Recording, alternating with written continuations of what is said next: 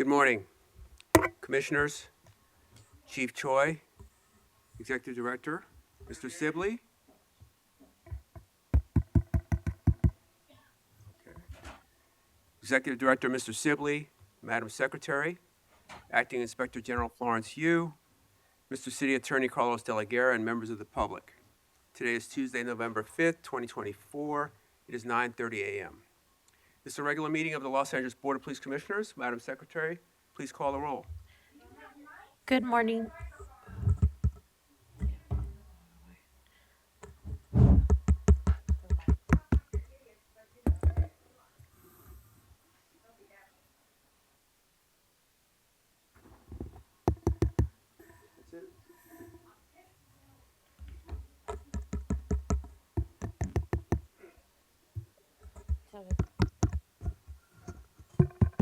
Is it working? Testing.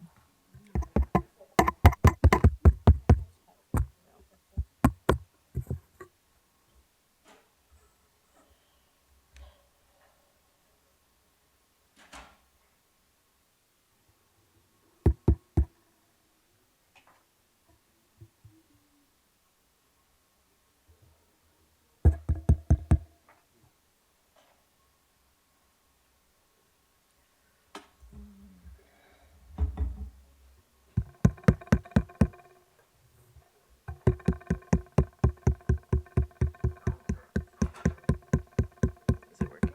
I think it is. It seems like a bit. Testing. Yeah, it's not. No.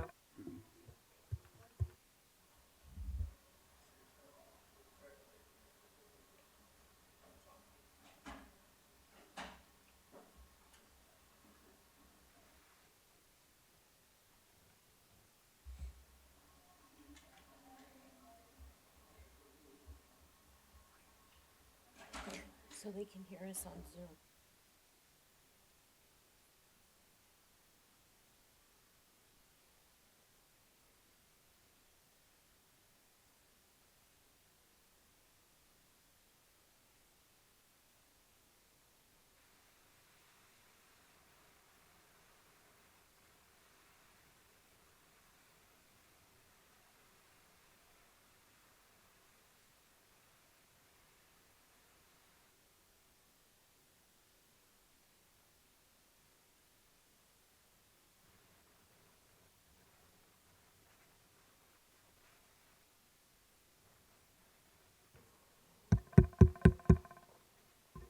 Is there a volume in the room?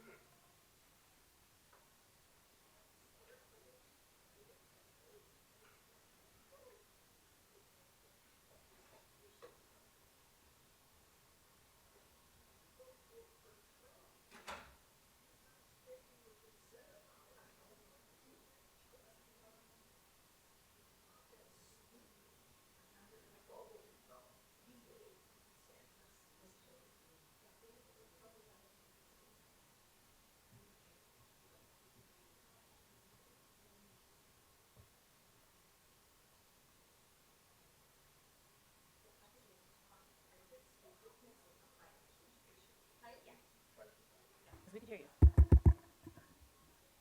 It's like a volume thing, because I could hear. Better? Better? No. I could hear you fine. She's the one that first told.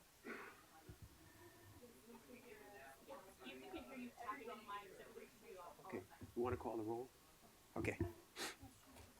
Are you sure you did? No, I don't think so. Good morning. Please let the record reflect that Commissioners Suthers, Shields, Calanche, Garcia. You want to stop talking so she can call the roll? Can you hear me? Thank you. Good morning. Please let the record reflect that Commissioners Suthers, Shields, Calanche, Garcia are present, and we have a quorum.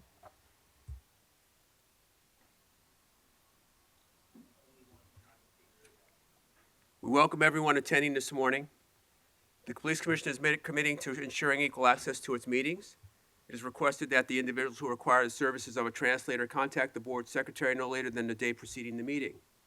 Whenever possible, a translator will be provided. Sign language interpreters, assistive listening devices, or other auxiliary aids and/or services may be provided upon request. To ensure availability, you are advised to make your request at least 72 hours prior to the meeting you wish to attend. All public comment will be heard during item number 2 on the agenda. We'll dedicate a total of 45 minutes to public comment. Members of the public will have 1 minute per agenda item for a maximum of 2 minutes total. At the request of the speaker will be given 1 additional minute for general public comment for a maximum of 3 minutes total. The order of the speakers will be a speaker in this room will go first, then we will take a speaker watching today's meeting on Zoom. We will alternate between speakers in the room and Zoom for a total of 45 minutes. Members of the public who participate in public comment are reminded that they can speak to any item on the agenda or a matter within the jurisdiction of the Board of Police Commissioners. Public comment is your opportunity to address the board, so you are free to express your opinion on matters before the board and to generally express when you disagree with other opinions expressed. However, directing your comments to other individuals who have spoken or attacking others, put your hand in your lap. It's the last warning I'm going to give you. However, directing your comments to other individuals who have spoken or attacking others who have expressed their opinions shall be deemed off-topic and your public comment period will be concluded. Members of the public, if you choose to participate in the public comment portion of the agenda, you can participate in this meeting in a number of ways outlined on the agenda. Message for those attending the meeting in person. These meetings are regular meetings between the board, the department, and key stakeholders. Meetings of the Board of Police Commissioners are open to the public. The state's Ralph M. Brown Act affords the public the opportunity to be present at the meetings, hear the presentations and dialogue in real time, and provide feedback via the public comment period. During these meetings, there's a need for the board to carry out the public business expeditiously without delays or disruptions. Members of the audience shall not engage in any conduct which causes an actual disruption of the meeting. Those attending in person are reminded that disruptive behavior will be cause for removal. If you disrupt this meeting, you will be provided with only 1 warning to cease disruptive behavior. If you fail to cease such behavior, you will be removed from the meeting. All attendees must be seated. Failure to follow this rule will result in a warning and/or removal from the meeting. Before we move on to item number 1, the report of the Chief of Police, today will be Chief Choi's final Police Commission meeting in his role as Interim Chief of Police. He will return to his role as Assistant Chief when Chief McDonald is confirmed and sworn in the coming days. I'd like to take a few minutes to thank Chief Dominic Choi for stepping into this role for the last 6 months. Chief Choi, I'd like to thank you for stepping up and stepping into this role during a very critical time in this department. Thank you for taking the reins and guiding the department while the commission and the mayor work with communities across Los Angeles to select the next chief. I know that you will transition back into your role as Assistant Chief and will continue to provide steady leadership in that capacity. So I look forward to continuing to work with you, and I thank you again for your time and your dedication to the Los Angeles Police Department. If any of my fellow commissioners would like to say a few words, you please do. Vice President Shields.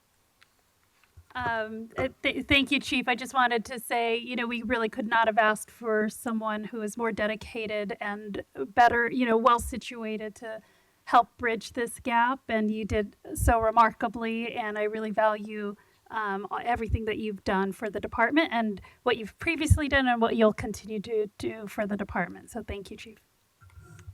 Thank you. Commissioner Calanche? Forgot the mics are not.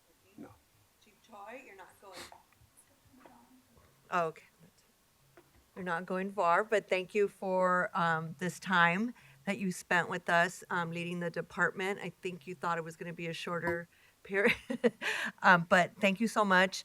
I know we'll continue to work, and just thank you for keeping things moving and for all your dedication and time that you put in. I know it's a really tough job, but you kept us moving. Thank you. Thank you. Commissioner Garcia?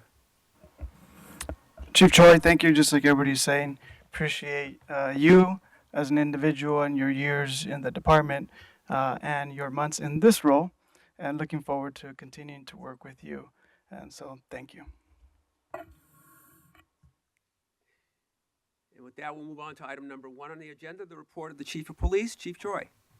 Okay, well, good morning, Commissioners and Acting Inspector General, you, City Attorney De La Guerra, and Executive Director Sibley.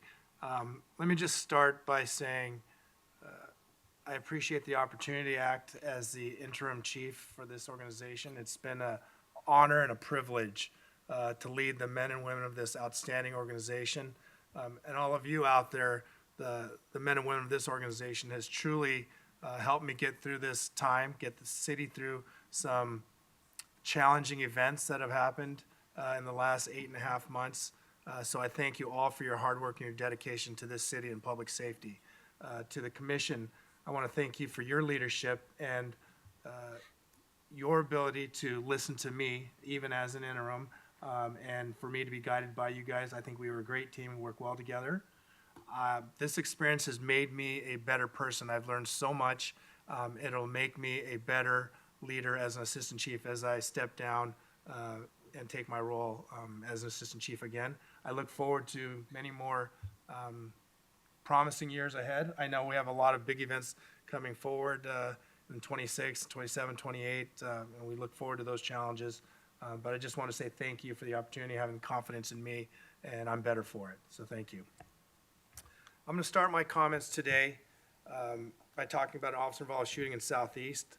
So on November 1st, at approximately 2100 hours, Southeast Division Uniform Patrol Officer responded to a radio call in the area of 92nd and South Central Avenue.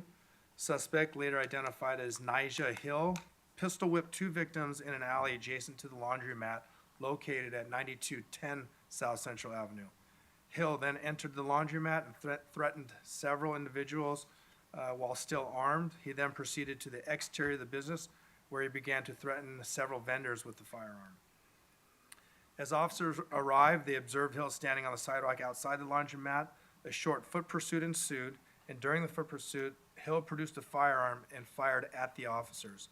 This resulted in the officer-involved shooting. Both officers were struck by gunfire, and the suspect escaped. Officers broadcast a help call and set up a perimeter in the surrounding area. Hill fled to the area of 93rd and Clovis Avenue, where he attempted to carjack an additional victim. The carjacked attempt was unsuccessful, and Hill ended up hiding within the perimeter. Metropolitan Division SWAT responded to the scene, and after an extensive search, located Hill in the area of 92nd and Wadsworth.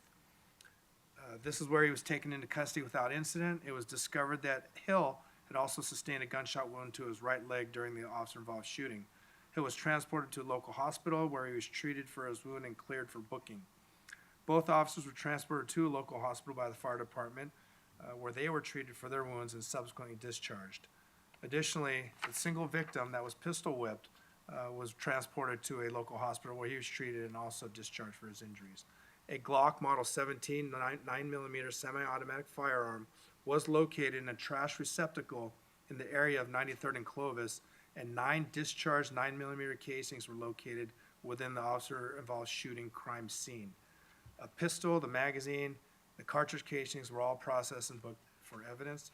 Force Investigation Division and Robbery Homicide Division investigators responded to the scene and are investigating this incident.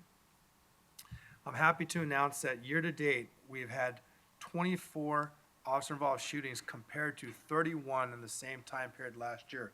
That's 22.6% less officer-involved shootings this year compared to last year. And then moving on to, I think we all heard about the World Series. So we had a Game 5 where they won a clinch game, and then we had the parade and the stadium event subsequent to that. So while many of us celebrated this Game 5 win at home with friends peacefully, unfortunately, some chose to celebrate in ways that required law enforcement intervention. For Game 5, the department was prepared for the possibility of a large-scale celebration, and we had over 613 officers dedicated to managing the situation and using our incident management teams. Despite our efforts, certain behaviors escalated, as seen on various media platforms, and arrests had to be made. One of the incidents involved 2 separate looting events. First occurred at Jordan Flagship Store at 620 South Broadway, and the second occurred at the Skechers store at 612 South Broadway. In both cases, suspects broke into the stores and stole merchandise. So far, we've been able to make 10 arrests, 7 for burglary and 3 for receiving stolen property, and detectives are actively working to identify additional suspects related to these crimes. Another significant event involved the burning of an MTA bus in the area of Sunset Boulevard and Echo Park Street. The unruly fans blocked the intersection, vandalized and spray painted the bus. The bus driver and MTA supervisor were able to escape the bus prior to the complete takeover and subsequent fire. Although no arrests have been made yet, investigators are thoroughly reviewing the evidence from the scene and surveillance footage from the area to identify those responsible. Throughout the night, the crowd's behavior became increasingly unruly, prompting officers to deploy less lethal munitions as necessary, resulting in level 3 use of force incidents. At this time, there are no reports of injuries sustained due to the use of less lethal munitions. Additionally, several officers and the mounted unit were assaulted during the event, with bottles and fireworks being thrown at them. Thankfully, no officers, including horses, sustained any serious injuries. While these incidents were unfortunate, I commend our officers for their swift and professional response in ensuring public safety during such a high-energy event. And this is a testament to all the training and the exercises we've been doing with our incident management teams and our mobile field force training after the 2020 civil unrest incidents. And with the World Series, Game 5 win obviously came the victory parade and the stadium event. Our department was prepared to manage that event, and that crowd was estimated at approximately 273,000 visitors, 200 plus on the parade route, and 48,000 estimated at the stadium event. The event was well organized and effectively handled by our incident management team. We had around 835 officers dedicated to this event, including 3 mobile field forces. I'm pleased to report that there were no major incidents throughout the event. Spectators who came to enjoy the parade were able to do so safely and departed the area peacefully, utilizing mass transit and walking once the parade had passed their locations. There were, however, 3 incidents following the parade that law enforcement resources were directed to. The first occurred at 8th and Flower Street, where a member of a large crowd climbed the exterior of a 4-story building to spray paint graffiti. Unfortunately, that individual fell and sustained a critical head injury. Our command post was able to use video footage to observe the injured suspect, who was surrounded by members of the crowd rifling through his pockets. The mobile field force was deployed to clear the area and allow LAFD to access and transport the subject to a local hospital. Approximately 2 hours later, officers deployed again to the same location, 8th and Flower, to clear an area of about 150 people from the street so traffic could resume. While trying to clear that intersection, a member of the crowd charged a skirmish line, leading to a level 3 use of force incident where officers utilized a baton strike and the deployment of a 40 millimeter less lethal round. And finally, at 1400 hours, our air support team observed a suspect throwing a glass bottle at uniformed officers. Air support broadcast the information. The suspect was quickly located and arrested. Fortunately, the officers involved did not sustain serious injuries. Next, I'd like to talk about some significant events over the past 3 weeks. Just to highlight the hard work and the good work, the great work that our officers are doing every day. So on October 16th, detectives from Mission area successfully identified and arrested 4 individuals responsible for a series of serious crimes. So between August 16th and October 16th, this group is alleged to have committed at least 8 ATM burglaries in the Mission area, 1 in West Valley area, 2 robberies, as well as a kidnapping and carjacking. Thanks to the diligent work of detectives in both Mission and West Valley areas, the suspects were identified. Search warrants were served at multiple locations. During the searches, investigators recovered various items linked to the burglaries, including cash, and seized 3 vehicles identified through surveillance footage as being involved in these crimes. The district attorney's office filed various accounts against the suspects, which included burglary, possession of unregistered assault rifle, carjacking, and kidnapping. Another noteworthy arrest involved a suspect responsible for a series of armed robberies targeting at least 7 food trucks and a 7-Eleven store in the San Fernando Valley between September 8th and September 21st. Detectives from our North Hollywood area worked diligently to identify the suspect, utilizing investigative techniques and reviewing surveillance footage. Their efforts led to the development of a strong lead and a search warrant which was served on the suspect's residence, where pieces of evidence were recovered which connected the suspect to the robberies. The Los Angeles District Attorney's Office has filed 8 counts of armed robbery and 10 counts of assault with a deadly weapon. Another significant arrest occurred on the evening of October 31st. A West Los Angeles unit conducting crime suppression targeting burglaries near Sepulveda Boulevard and Moraga Drive. While patrolling the area, officers spotted a vehicle resembling one previously identified in the connection of a local burglary. Upon running the vehicle's plate, it was found that it was cold-plated and it was actually a stolen vehicle. Officers continued to follow the vehicle. The driver suddenly accelerated, prompting them to initiate a pursuit. During the chase, the suspects discarded several items from the vehicle. While the vehicle was still in motion, the suspect abandoned the vehicle and fled on foot. Officers quickly established a perimeter with the assistance of Metropolitan Canine Division. 3 of the 4 suspects were located and taken into custody without incident. The evidence discarded from the vehicle is believed to be linked to recent burglaries in the area. Detectives are continuing their investigation to connect these suspects to similar cases. While the suspects were booked for burglary, it is suspected that they are involved in multiple burglaries in the area. I want to thank all the officers involved in this arrest, and the continued dedication from the men and women of this department is deeply appreciated as they work to keep our communities safe. And then I just, obviously, we have today's election day, and I just want to announce that we are prepared for whatever may happen. We are hoping and asking for a peaceful election cycle, but our Department Operations Center is activated to level 3. We are at max deployment today.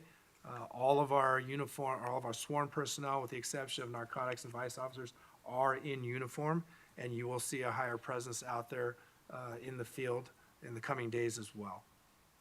Now, moving on to crime, for the 4 weeks ending November 2nd, compared to the prior 4 weeks, combined persons and property crimes are down 12.1%, or minus 1,189 crimes, and person crimes are down 10.8%, or minus 239 crimes.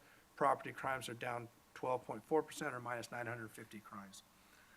Our homicides compared to 2023 year-to-date are down 13.5%, or minus 38 homicides. And compared to 2022, they're down 28.7%, or minus 98 homicides. Our gang-related homicides are also down 36.7% year-to-date, and compared to 2023, and compared to 2022, they're down 52.7%.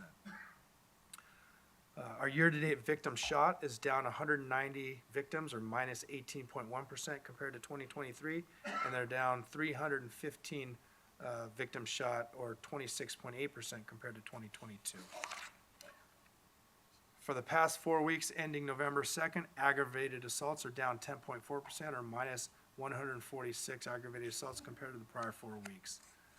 For a robbery analysis, for the past 4 weeks ending November 2nd, robberies are down 8.1%, or minus 61 robberies compared to the prior 4 weeks. Looking at our burglary analysis, for the past 4 weeks, ending November 2nd, burglaries are down 0.4% overall, or minus 4 burglaries compared to the prior 4 weeks. In the past 4 weeks for commercial burglaries, they're down 70.2%, or minus 69 burglaries. But for residential burglaries for the past 4 weeks, we're up 11.2%, plus 65 compared to the prior 4 weeks. And then motor vehicle thefts for the past 4 weeks, we're down 9.8%, or minus 187 motor vehicle thefts. The same vehicles, the Kias, the Chevys, and Hyundais are the ones that are being primarily stolen.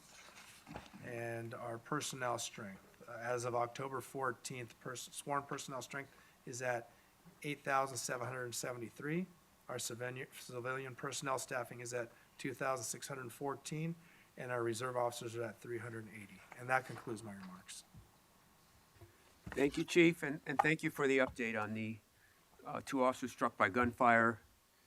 I understand they were released from the hospital and expect a full recovery, and that's good to hear. I did want to follow up. I believe the same evening at Southwest, officers were struck by a DUI driver as well, and it turned their vehicle over. And what's the status of those officers? Yeah, so the officers were fine. Physically, they were taken to the hospital, treated, and released that same night.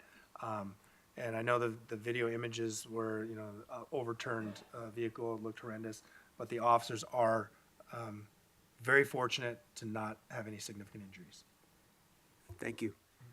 And again, thank you for the evaluation and the summary of the Dodger Parade. I didn't realize it was that many people. I know that people were actually out at Dodger Stadium about 24 hours before the event was going to take place, as well as being here downtown And again, just thank the men and women who worked that event. I think it was pretty exciting, and I think everyone did a good job. So with that, I'm going to defer to Vice President Shields for any questions or comments she may have. Thank you, President Southers, and thank you, Chief, for the report, and thank you for the updates on all the significant arrests that were made. I wanted to echo President Southers' comments regarding the Southeast officers who were struck by gunfire. I'm glad that they are doing well, including also the officers that were struck by the DUI driver. Between those instances and also bottles being thrown at officers during the parades and celebrations, it demonstrates the harm that officers face on a normal basis, and so I'm thankful that they all have not sustained any significant injuries or are recovering quickly. With regards to, and I do want to also, commend the Metro officers who helped identify and locate the individual who was involved in that shooting, and also the fire department for assisting the department as always. With regards to the celebration of the Dodger victory, has there been any arrests made with regards to the burning of the MTA bus, or is that still an ongoing investigation? That's an ongoing investigation. Our Major Crimes Division is leading that investigation, and there are many leads that they're following up on. Wonderful, thank you. And with regards to, Election Day, it's good to know that the department is at max deployment. Are they also kind of, knowledgeable of where polling locations are so that everyone knows that they can and should vote without any type of intimidation, fear, or anyone precluding them from doing so peacefully? Absolutely. So we received the list of all polling sites in the city of Los Angeles about a week and a half ago, and those have been distributed to all of our geographic bureaus, as well as being discussed daily in roll calls for the past week and a half. Our officers, senior lead officers, our gang officers, they're all aware of polling sites, although they can't physically be there all the time, but they are aware in case a radio call comes out, they can respond. We're in connection with our federal, state, and local partners about any election-related incidents. So there's a robust communication group that is talking constantly to ensure that not only locally but regionally that we're having a safe election process and everyone can feel safe to go out physically and vote. Wonderful, thank you. That's all I had. Thank you. Commissioner Calanche? Thank you. Commissioner Garcia? No, thank you. Okay, thank you. We'll now move on to item number 2, public comment. Madam Secretary, please call the first speaker. The first speaker is Mr. Herman. Mr. Herman.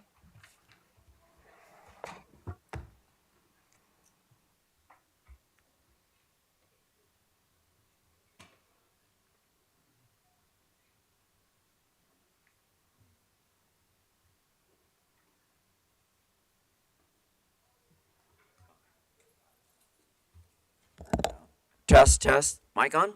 Yeah, mic's on. But Mike's not here. But let's talk about the Brandenburg versus Ohio acceptance of donations program you guys are running here in this chateau of city problems there. You got some problems there, Mr. Earl? No? Continue? Yes, sir. Thank you very much, sir. I want your full attention on this, E-roll, because my understanding, all these donations of flooded money that's not reported by Rasha Shields at UCLA and Brentwood is very alarming. And I think the oil refinery people should cough up the information about those participating donations she's been receiving and not reporting on a 1099. But I may be mistaken. After all, I'm just a puppet. And puppets only talk what other puppets say about this kind of bullshit. About these accept the donation a dirty nigger. Yeah, that's all I'm talking about. It's just donations. So not to alarm Mr. E-Roy, who's Hesse Pass up there. And then look at here. Verbal presentation, LAX, fuck the police. Well, nobody cares about LAX. We've known that they've been smuggling the drugs through there, all the fentanyl that Mr. Commissioner boy up there and I said boy because boy don't understand, you got to stop that shit from coming in on the airlines. Otherwise, Trump is right. Close the borders and build the borders and keep that fucking cunt Kamala in her DA office. It didn't do shit all those years. You know, after all, this is a moo Democratic Party. Money grows on trees. But let's go into closed session now so I can stay on topic before we get to my general public comment, before the asshole rules me off a topic.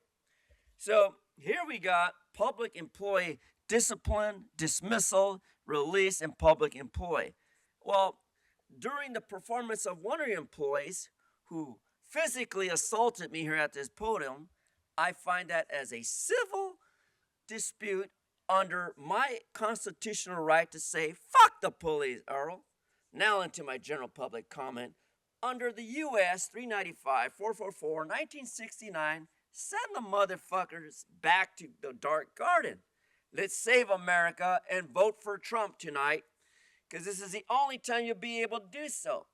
But on my swing vote, I'm voting for that cunt, Kamala Harris, because she's going to allow all my immigration lawyer friends to receive a big fat paycheck when you open up the gates, the same way Raja's been receiving those donations.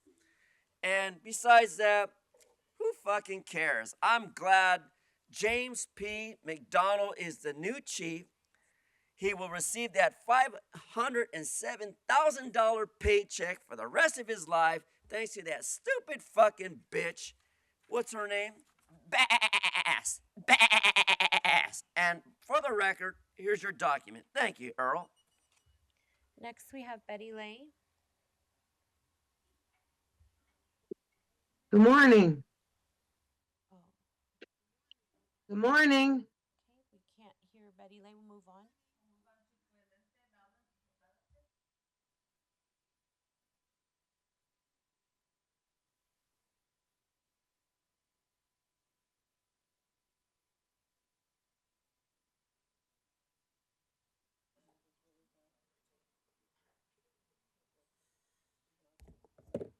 All right, my name is Matios with the Stop LAPD Spine Coalition. I'm not sure if this mic works. So there are two after-action reports on the agenda today for UCLA and USC and the uprisings that took place there. And after-action reports have consistently been used as a propaganda tool by the LAPD to sanitize the violence they enact against communities and distort the lived experiences of communities into narratives that justify their continued existence and expansion. That's definitely the case with these two reports that we're talking about today. They completely erase the brutality experienced by student organizers at the hand of Zionist vigilantes and strategically omit precursors to the inflicted violence upon student organizers, including the censorship of Asna Tabassum by Errol Southers. In fact, Errol Southers is not mentioned at all at the USC After Action report, which is astounding. And the less than lethal deployment or use of force deployment is really kind of, or even how it's documented is really egregious in these documents. And both reports actually note that there were problems with recording uses of force in both instances. And so just to show that this is really kind of a ridiculous document, it can't be trusted to be an actual account of what went on the floor. And if anything, there's a clear intention to mask what actually went down on these campuses. Some other interesting points about the reports. The UCLA report disgustingly flattens the 2020 George Floyd and Breonna Taylor uprisings, commonly referred to as the BLM protest, right? Black Lives Matter protest is how people know it, as the, quote, defund the police protests, which is really interesting. It reduces it to a budget demand and erases the real community condemnations, the real anti-blackness that was named, the calls to abolish the police, right? And it does this to kind of call out how UCLA wanted to distance themselves from the LAPD. So it was really petty in that way. But just goes to show that this is really what LAPD has done after the Rodney King beating, too. Again, I can't bring that up enough, where that after-action report kind of, again, masked and highlighted that violence. We saw this with the Echo Park sweep, too, a couple years ago. And so this document is bullshit. We don't trust it. And then lastly, I think it's important to note on Election Day that, especially in 2020 and prior, there's a long history of LAPD officers participating in pro-Trump rallies in uniform. And there's a long history of even LAPD having MAGA hats in these meetings when they were over Zoom, tucked away in the background. And I think maybe y'all have forgotten, but we certainly haven't, that 3 LAPD officers participated in the January 6th attack on the Capitol. Michael Moore prevented the release of their names forever because it was under investigation. And despite his insistence that they weren't involved in the actual violence, we still don't know who those officers are. And these are people who, never mind their politics. I mean, their politics are egregious, but they were down to overthrow the government. And they're maybe still in these police forces. So name these officers. I yield the rest of my time.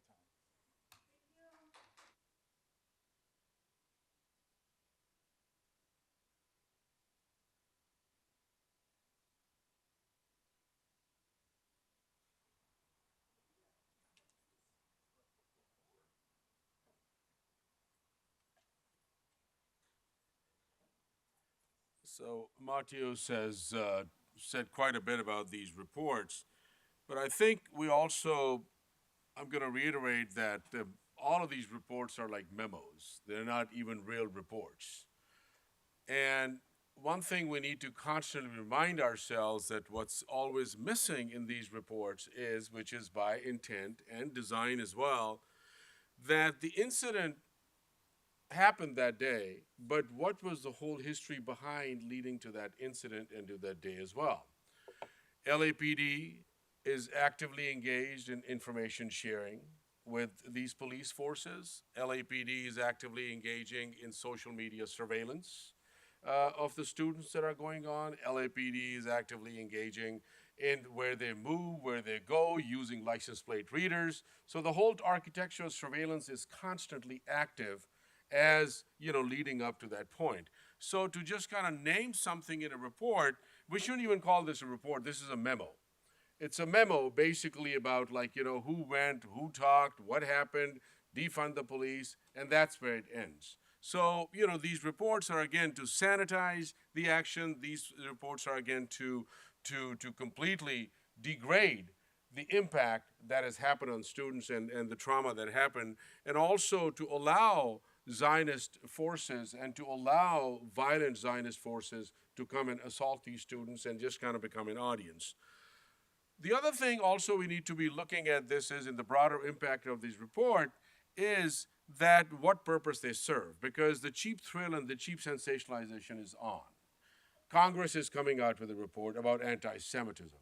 So the whole thing serves one purpose, to how to criminalize protest, how to demonize students, how to go after who are speaking up about the genocide that is going on in Palestine, how to come out against protesters who are pro-Palestinian. And it is just a part of a much bigger scheme that is going on, because we see the mayor has been on top of it, coming out after people, the whole system, the city hall and everybody else. And then, lastly, as Matios pointed out, when we talk about the report on USC, it has to go back to what Errol Southers did to Asna Tabassum. That the trauma that happened to that young woman, the trauma that happened, the degradation that happened, the humiliation that happened, the criminalization that happened, and the targeting of that young student. Because it's not just about at that moment as a valedictorian or whoever, to speak. It is about constantly marking and targeting you and putting a target on you that if you move out of line, if you speak out, we're coming after you. So again, this is just a constant thing, but that's why we are here. That's why we're here every week, to expose, to disrupt, to organize in our goal towards abolishing this kind of. Thank you. Next speaker is Greenspan.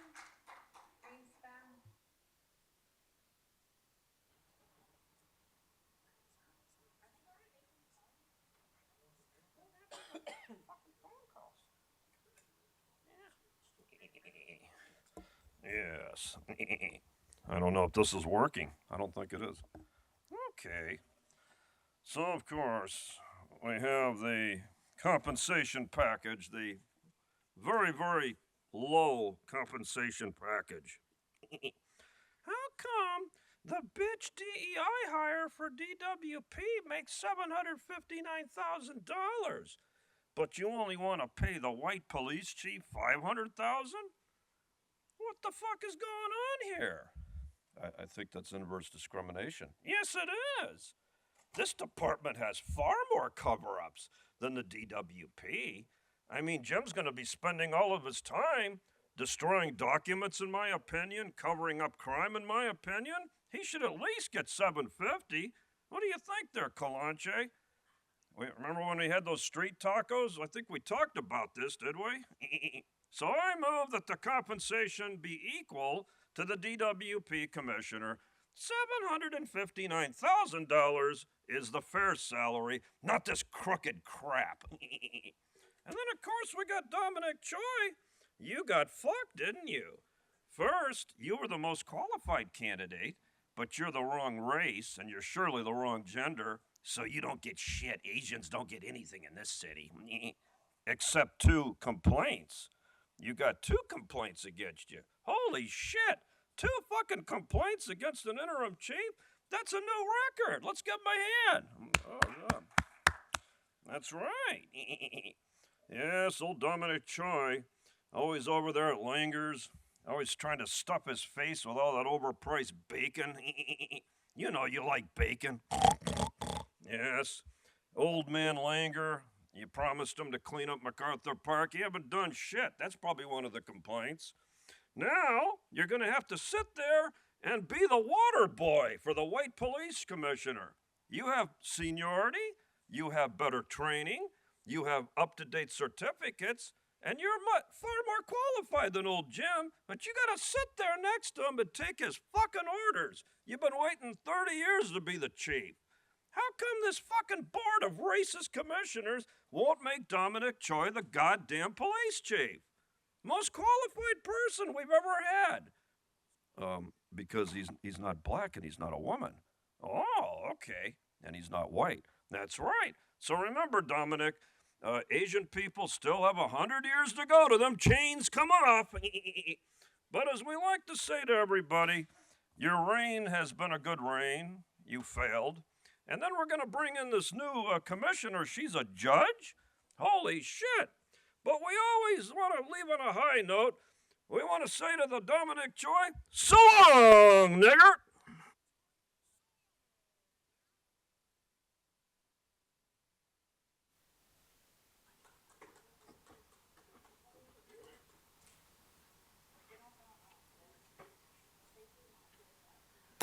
All items, including general comment, please. Regarding this after-action report, when you go to approve this report, I demand that Eric Suthers recuse himself from the vote.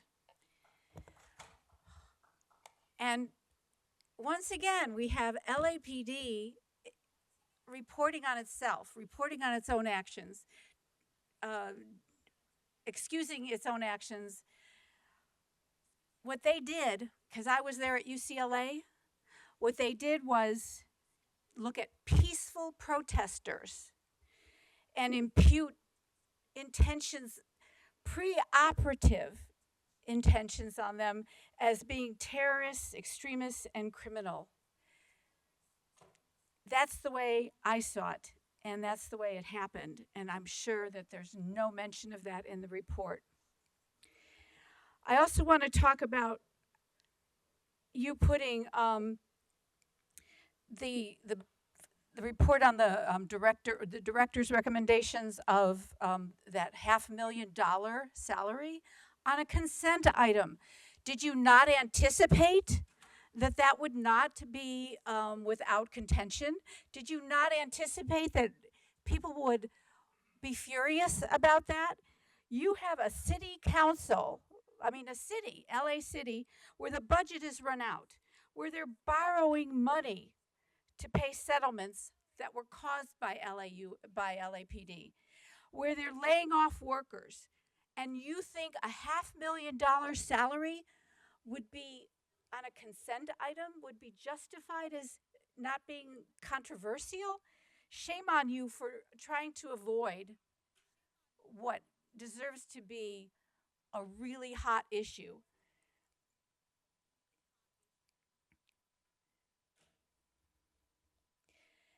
And I just want to say that it's asinine. Who wakes up in the morning and says, oh, our city is in such bad shape. We have to lay off workers. We have to freeze hiring. We have to borrow money to pay for settlements to people who have lost loved ones to LAPD violence. And why don't we pay our new chief $500,000 or more? Asinine.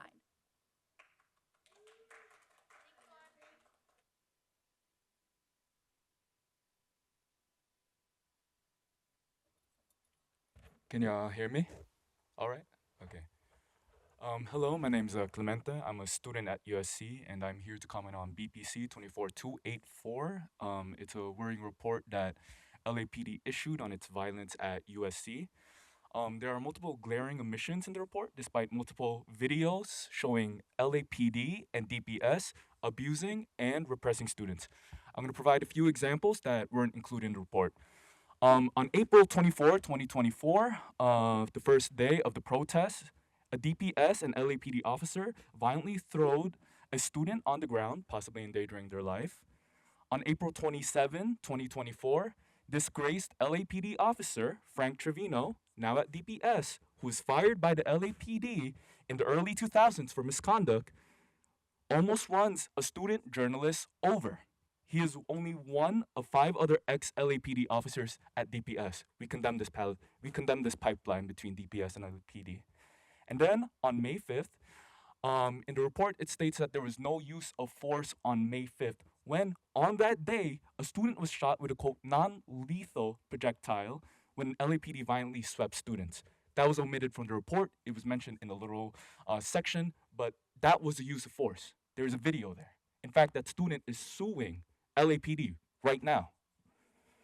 So, and this doesn't even begin to include the possible violations of First Amendment on our campus. Our rights of free expression is protected by Leonard's Law, and LAPD and DPS's actions has had a chilling effect on students' rights to expression and assembly. That's enshrined in our Constitution. Additionally, the press, student and professional journalists, everyone from the LA Times to the New York Times to our writers at Daily Trojan or Annenberg Media, were not given an appropriate area to observe LAPD and DPS's violent sweep on students in possible violation of Crespo versus the City of Los Angeles, which protects reporters' rights. So, yeah. And all these are not only inappropriate expressions of conduct from LAPD and DPS, but worrying signs of our democracy in decay as a genocide rages on in Gaza. And historically, DPS has been harsher on Palestinian protesters and has failed to protect students, as shown in 2020 when Palestinian, Arab, and Muslim students were doxxed and harassed. And this may be compounded by the fact that Southers was trained by Israeli counter-terrorist forces. This doesn't even cover DPS's racial profiling of black and brown students. And LAPD profits from this, made over $2 million over March and May. DPS has earned over $550 million since 2002. So we have a few demands. We demand cops off our campus. We demand amnesty for all student protesters and for our community members and students. We demand the end of DPS, LAPD, and USC's continued ties to the Zionist entities. And we demand the resignation of Southers from his role.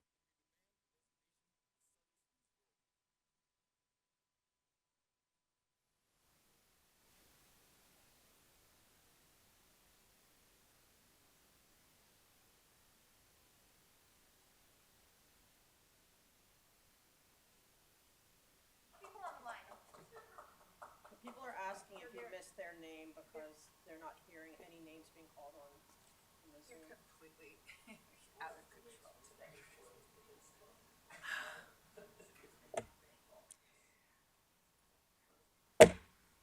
Look at you people. Just look at you people. Yeah. You don't want to think about it, do you? You don't want to think that you, who are supposed to be a civilian oversight commission, are actually really, really horrible cops. That's what you've turned yourselves into.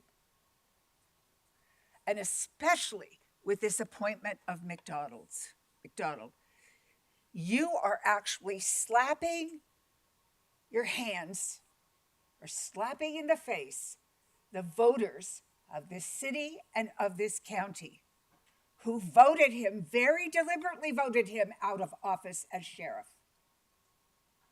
That was a very deliberate and very important message that they sent to the community. And it was the voters who did it. Now you want to bring him back. Slap in the face. We don't care about the public.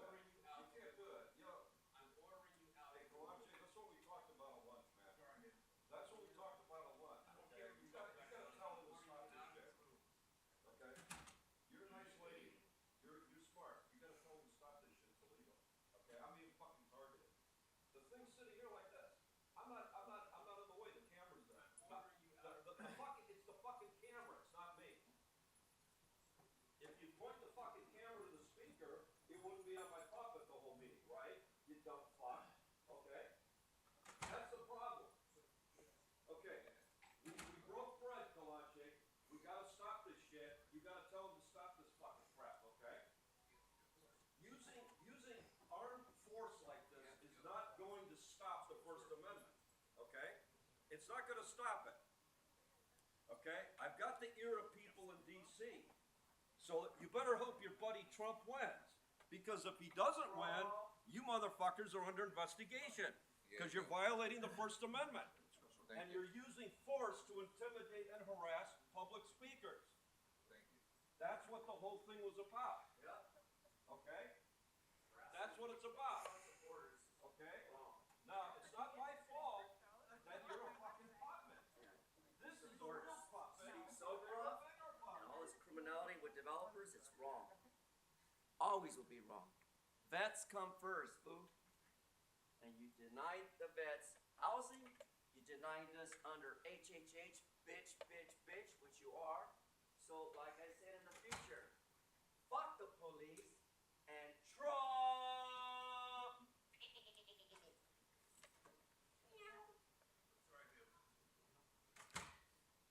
Well, so I was trying to say it's very appropriate that this is election day because you do not respect the people and you do not respect their vote.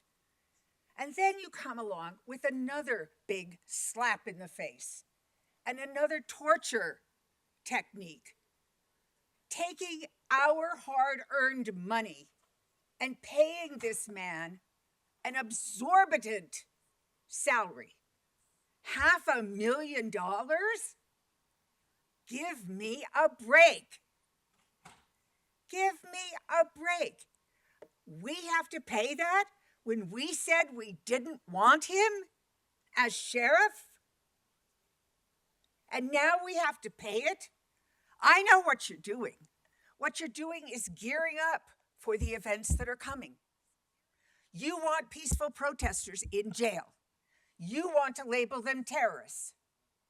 You want to commit crimes against citizens repeatedly. You are going to be killing people in your preparations for the Olympic by using this man's techniques and hurting all the people in this city. You are gearing up for torture. You are the ones who need to be investigated for use of force. You are using force against this community. And you are plotting and planning for worse. We know it, and you know it. And you're all just sitting here being cheerleaders for this idiotic plan. You're more worried about cops being pelted with water bottles than you are about citizens being shot in the back.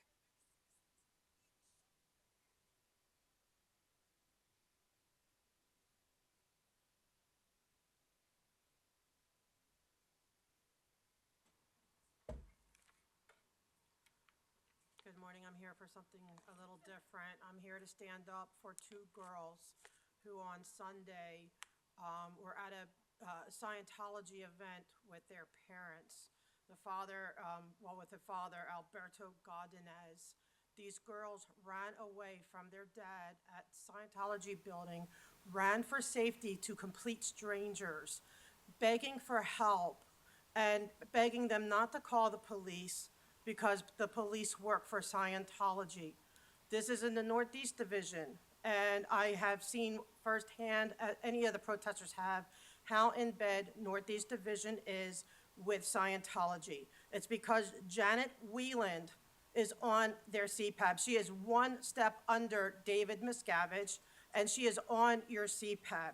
She has so much influence in this city that I can't even get 250 planters that are illegally placed without permit, that are non-ADA compliant, removed. That's how much influence. But forget the planners, keep them there at this point.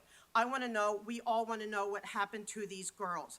You know, did you give them back to this father? It's not every day teenagers run away from their parent at an event, begging for help from strangers, begging not to call the police because they, you know, and for anyone who thinks that, oh, maybe they're not Scientology, how would they know how much in bed Scientology is with LAPD? We have taken our complaints about this embedness to the Inspector General's office, but it's still, I mean, as long as Janet Wieland remains on your CPABs, you know, it's going to remain. She needs to be removed. You guys need to separate yourselves. You need to find out what's going on with these girls. They need help. There was a help sign in the window at Blue Building. The police were called, and because Scientology said, oh, there's nothing to see, nothing here to see, you walked away, okay? And now these two girls have run for help. Where are these girls? We want to know. And I want to know, why is Janet Wieland still on your CPAB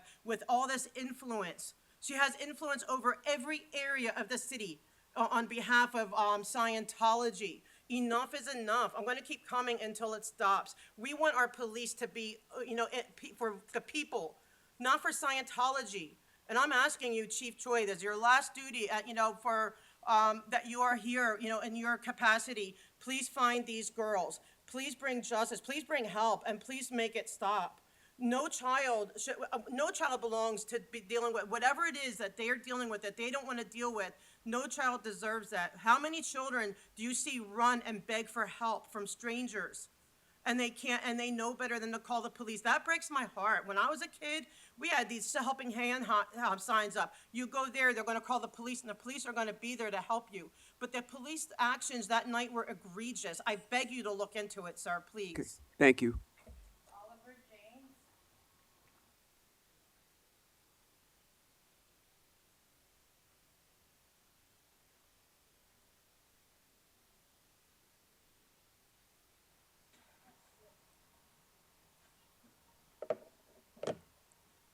Hello, I'm a student at USC, and this report leaves out so much.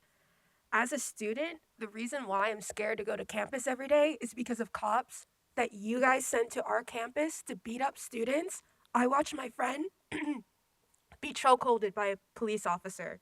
I watched my friends get shot at by police officers by non-lethal weapons. You should tell that to their fucking injuries. Every day now, every time I hear a helicopter going over my house, shaking the house because it's so powerful, I think of all the lights that the helicopters flashed on us as students for sitting in grass, protesting an ongoing genocide. You guys spent millions of dollars policing students with helicopters when there's people sleeping on the street outside of this very building. You guys would rather spend your money surveilling students. You guys took over our student union to arrest students. You guys entered our student union to take over so you guys could plan the best way of how to arrest 80 peaceful students on our campus. Shame on you. Errol Southers, yeah, you're looking down right now. We all know that you used to stalk your ex-wife. Yeah, we know. And it makes me feel so good as a female student at USC that you're in charge of my safety. That makes me feel awesome. I don't feel totally unsafe at all, especially after that you sent your cops to arrest all my friends. And also, one of your cops pushed me down to the ground when I was trying to prevent another cop from removing children out of a tent. You guys have zero shame. And your brutality not only extends to USC students, but the surrounding South Central community with your violent sweeps of unhoused residents. and criminalization of Black and Brown community members that just simply wanted to support students that day. You responded by arresting them when they were showing solidarity with people all around the world who are protesting a genocide. We need cops off campus because you guys surveil every single event we have. It doesn't matter if we're just painting for Palestine. You guys are there recording us, taking pictures of us, and intimidating students for speaking their minds. Get off our campuses. Get off. You make us feel unsafe. Errol Southers, you should be fucking ashamed of yourself. Get off. Leave us alone.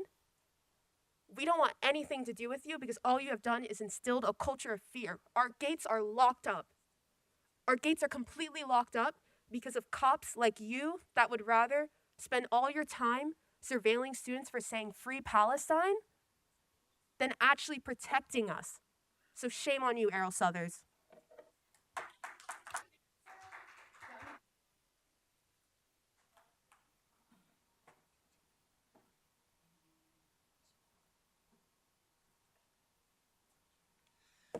Hello, Jonathan Foster. I have some questions, and I'll state the foundation: the people who scream systemic racism.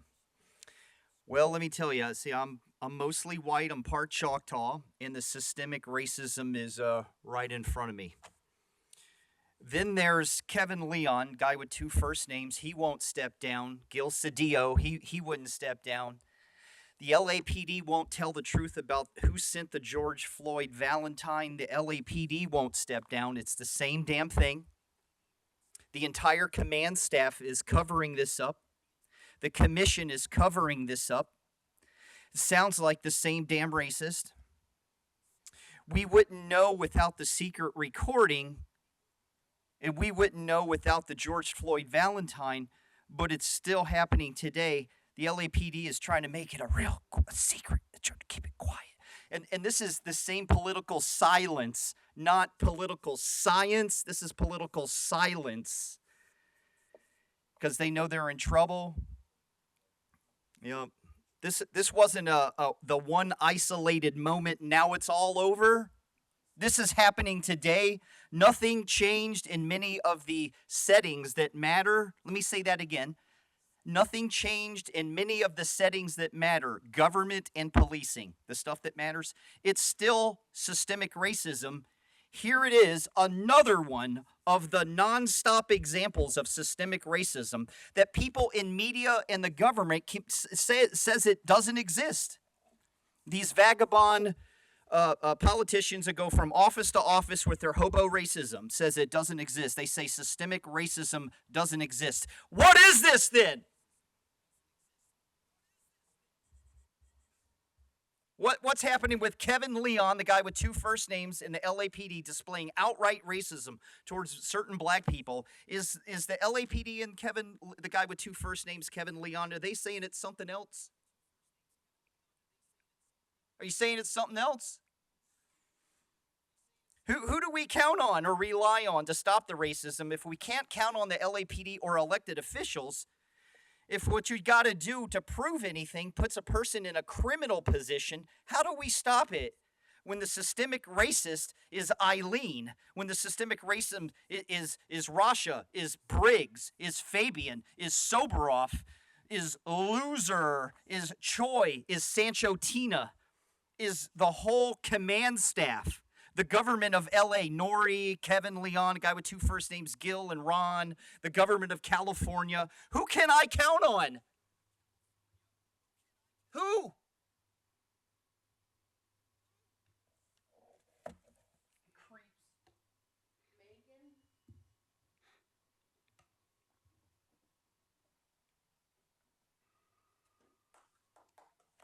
I just wanted to bring up something that Andrew actually brought up over text, which is that there's apparently no question in Earl Souther's mind that McDonald will be confirmed.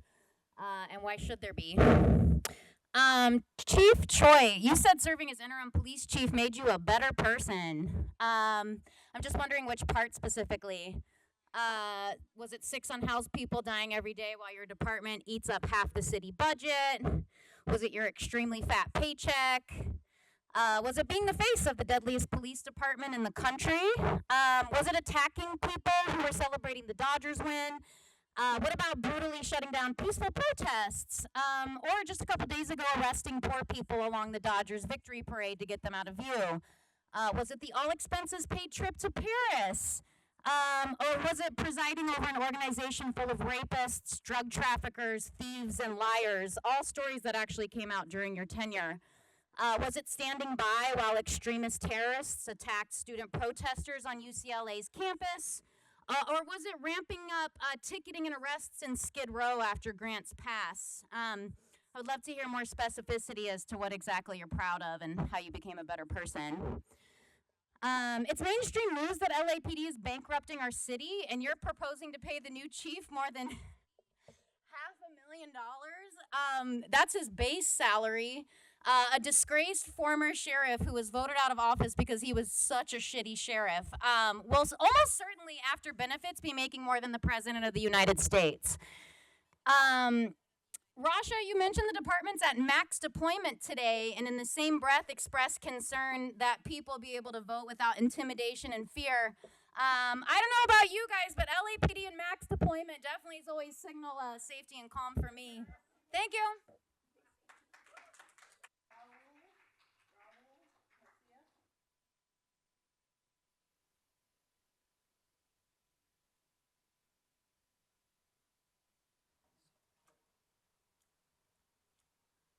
Good morning, Chief Choi, Commissioners.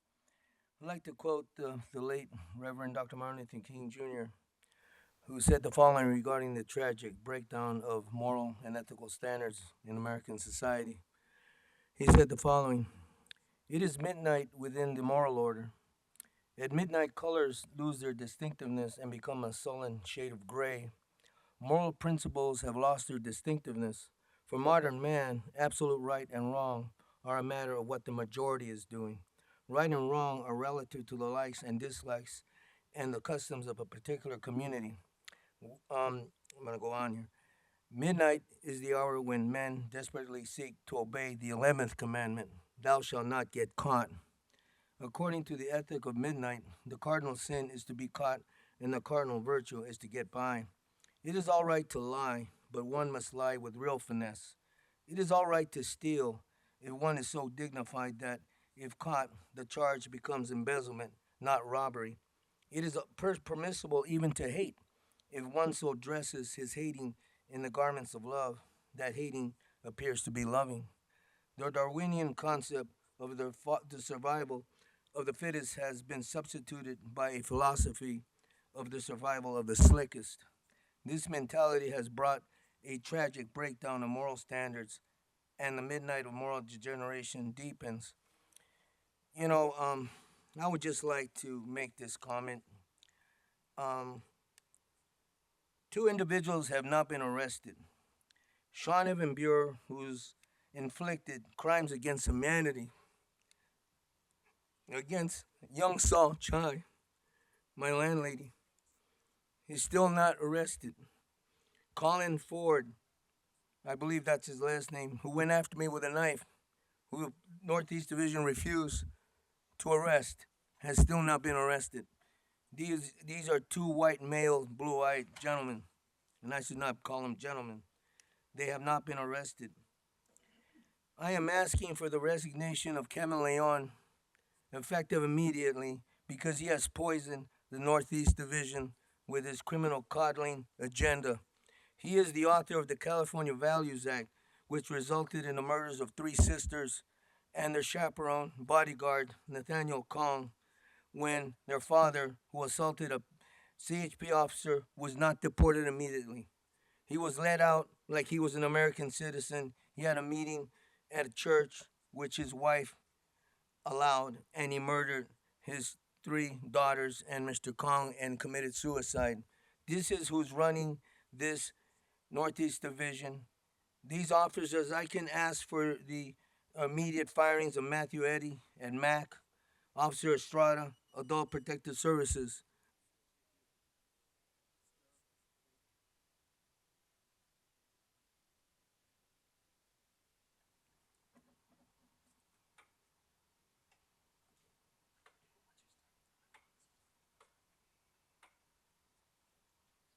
I'd like to speak on what happened Sunday night. I was there at the incident over there by L. Ron Hubbard Way with two girls that escaped Scientology or attempted to escape.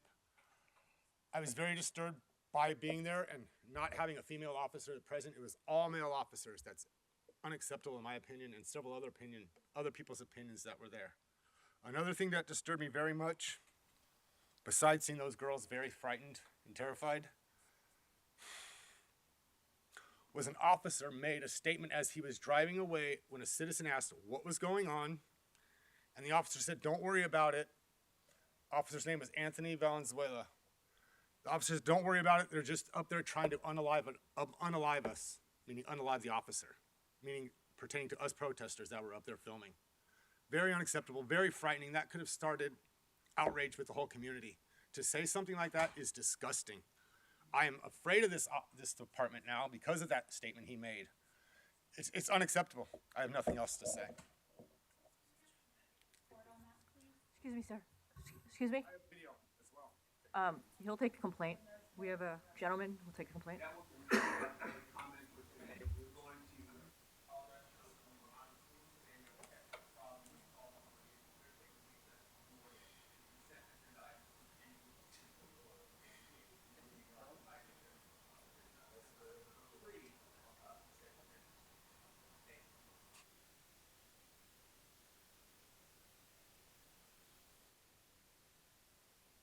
We were in a recess due to a technical challenge that remains, so for those who didn't hear me before, we only recessed to address the technical issue that we had. Going forward, anybody who comes up to speak today, please turn the mic on, although you may not be able to hear it throughout the room. They can pick it up on the recording and on Channel 35, so we want to make sure everybody does that. I'm going to move on to agenda item number 3, the consent agenda items. Today we have items 3A through O. I'm going to pull item O for discussion. Are there any other items that other commissioners would like to pull? Vice President Shields. No, O is the only item. Thank you. Okay, thank you. Commissioner Kalanche? None for you. Okay, Commissioner Garcia? None others, thank you. Okay, thank you. So going to agenda, actually, let's just do this. I would then move that we adopt a recommendation for board action for consent agenda items A through, hang on a second, N? 3A through N. Is there a second? I second. Moved and seconded. All in favor, say aye. Aye. Motion carries. Item 3O, the Executive Director's Report on compensation for the Chief of Police. We have the Executive Director's Report to set the compensation level for the Chief of Police at an annual salary of $507,000, $507,509, effective upon his date of swearing in. The Commissioner is responsible for setting the salary of the Chief of Police within the bounds of the pay range for that position, and that current pay range is $400,875 to $507,509. Interim Chief Choi's salary is $436,764.94. During his tenure as interim chief, the commission increased Chief Choi's pay from $392,774 to $436,746.96. That figure was set upon the assumption of the interim chief position when Chief Choi took it and assumed Chief Moore's salary. Taking into account the current salary paid to interim Chief Choi for Chief of Police, Chief McDonald's experience and qualifications, which include rising to the level of First Assistant Chief in this department, becoming the Chief of the Long Beach Police Department, becoming the Sheriff for the Sheriff's Department in the country, meaning that he was then at the head of the top 3 or largest 3 agencies in this county. It is proposed that the commission set Chief McDonald's salary at $450,000. I'm going to stop there and I'll open it for discussion. Vice President Shields. So just one clarification. So I believe the executive director is recommending $507,509. Are you proposing revising that to $450,000? Yes, I am. Thank you. And just one question for the executive director. The range that is listed in your memo, the 408 to 507,000, is that a range that is determined and set by the personnel department? Yeah, that's correct. Okay, thank you. Well, I understand why, given the soon-to-be Chief McDonald's experience and background, would I think justify a high-end recommendation. I agree with President Suthers that I think keeping in line kind of what prior chiefs have made, and also given kind of current circumstances and finances of the city, I would second a recommendation that the new chief be paid $450,000. Was that a second or discussion? Oh. Okay. Question, couple of questions. So just to clarify, who sets the salary for the chief? Is it the executive director? Because I did not have an opportunity to weigh in on setting the salary. So is it just you, Mr. Sibley, and personnel department? No, so the pay range is predetermined. Okay. The role of the commission is to set the chief's salary within that pay range, and it can set the salary at any point within that range, but not outside it. This is the first time I see the salary that was proposed, actually Friday when we got the agenda. So at what point does the commission have an opportunity to discuss it? Is it now? That would be right now. Okay. Yes.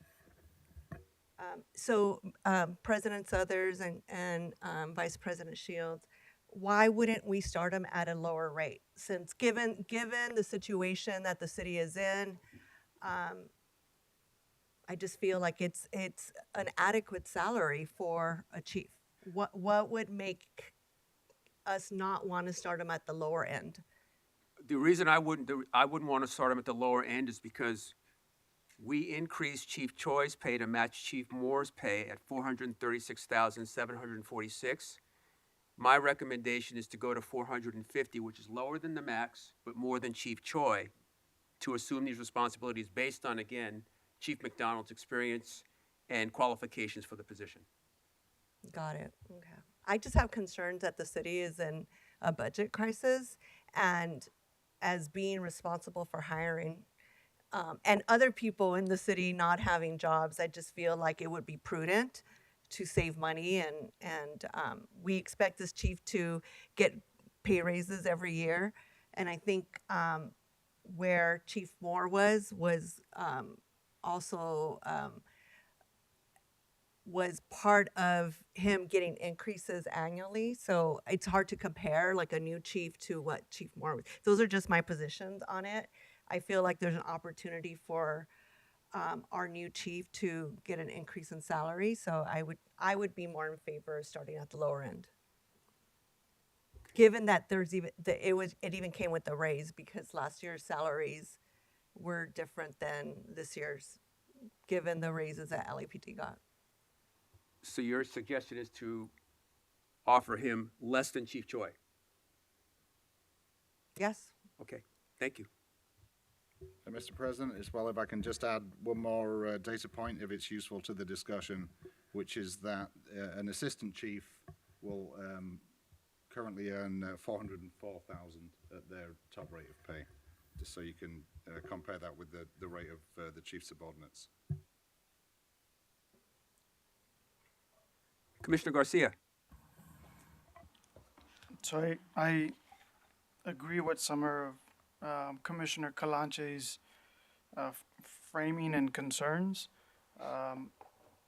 However, considering where the assistant chiefs are and considering where Chief Choi is, I will support the 450,000. I do think the 507, 509 is on the high end, and we should change the memo to reflect a lower amount. Thank you.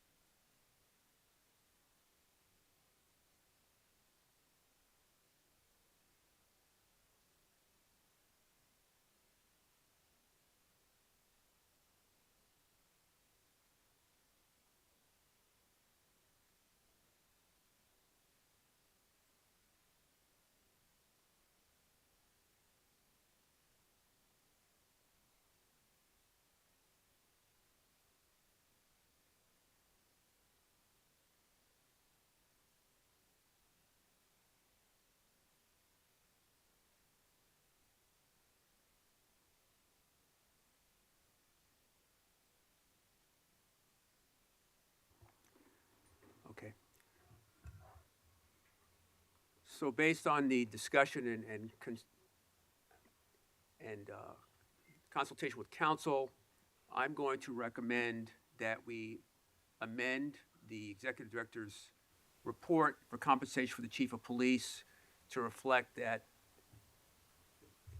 effective on the date of his swearing in as the chief of police, Chief McDonald's annual salary be set at $450,000.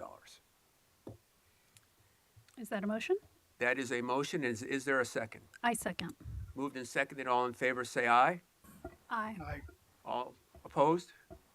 Aye, or nay. Okay. Motion carries. Thank you very much. We will now move on. Got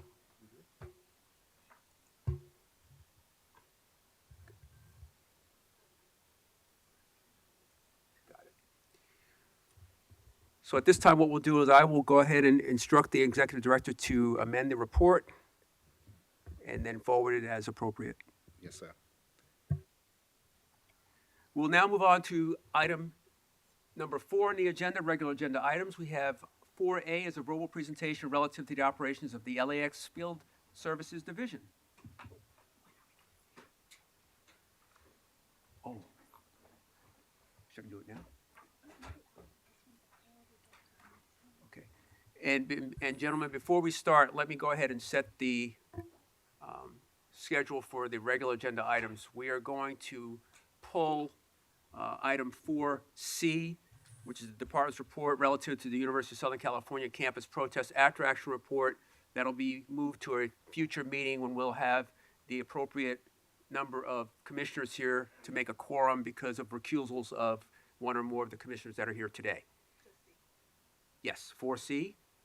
And we should be okay on A, B, D, and E for today. And with that, Commander and Captain, the floor is yours. Good morning, members of the board, Chief of Police, and all the other still attendees.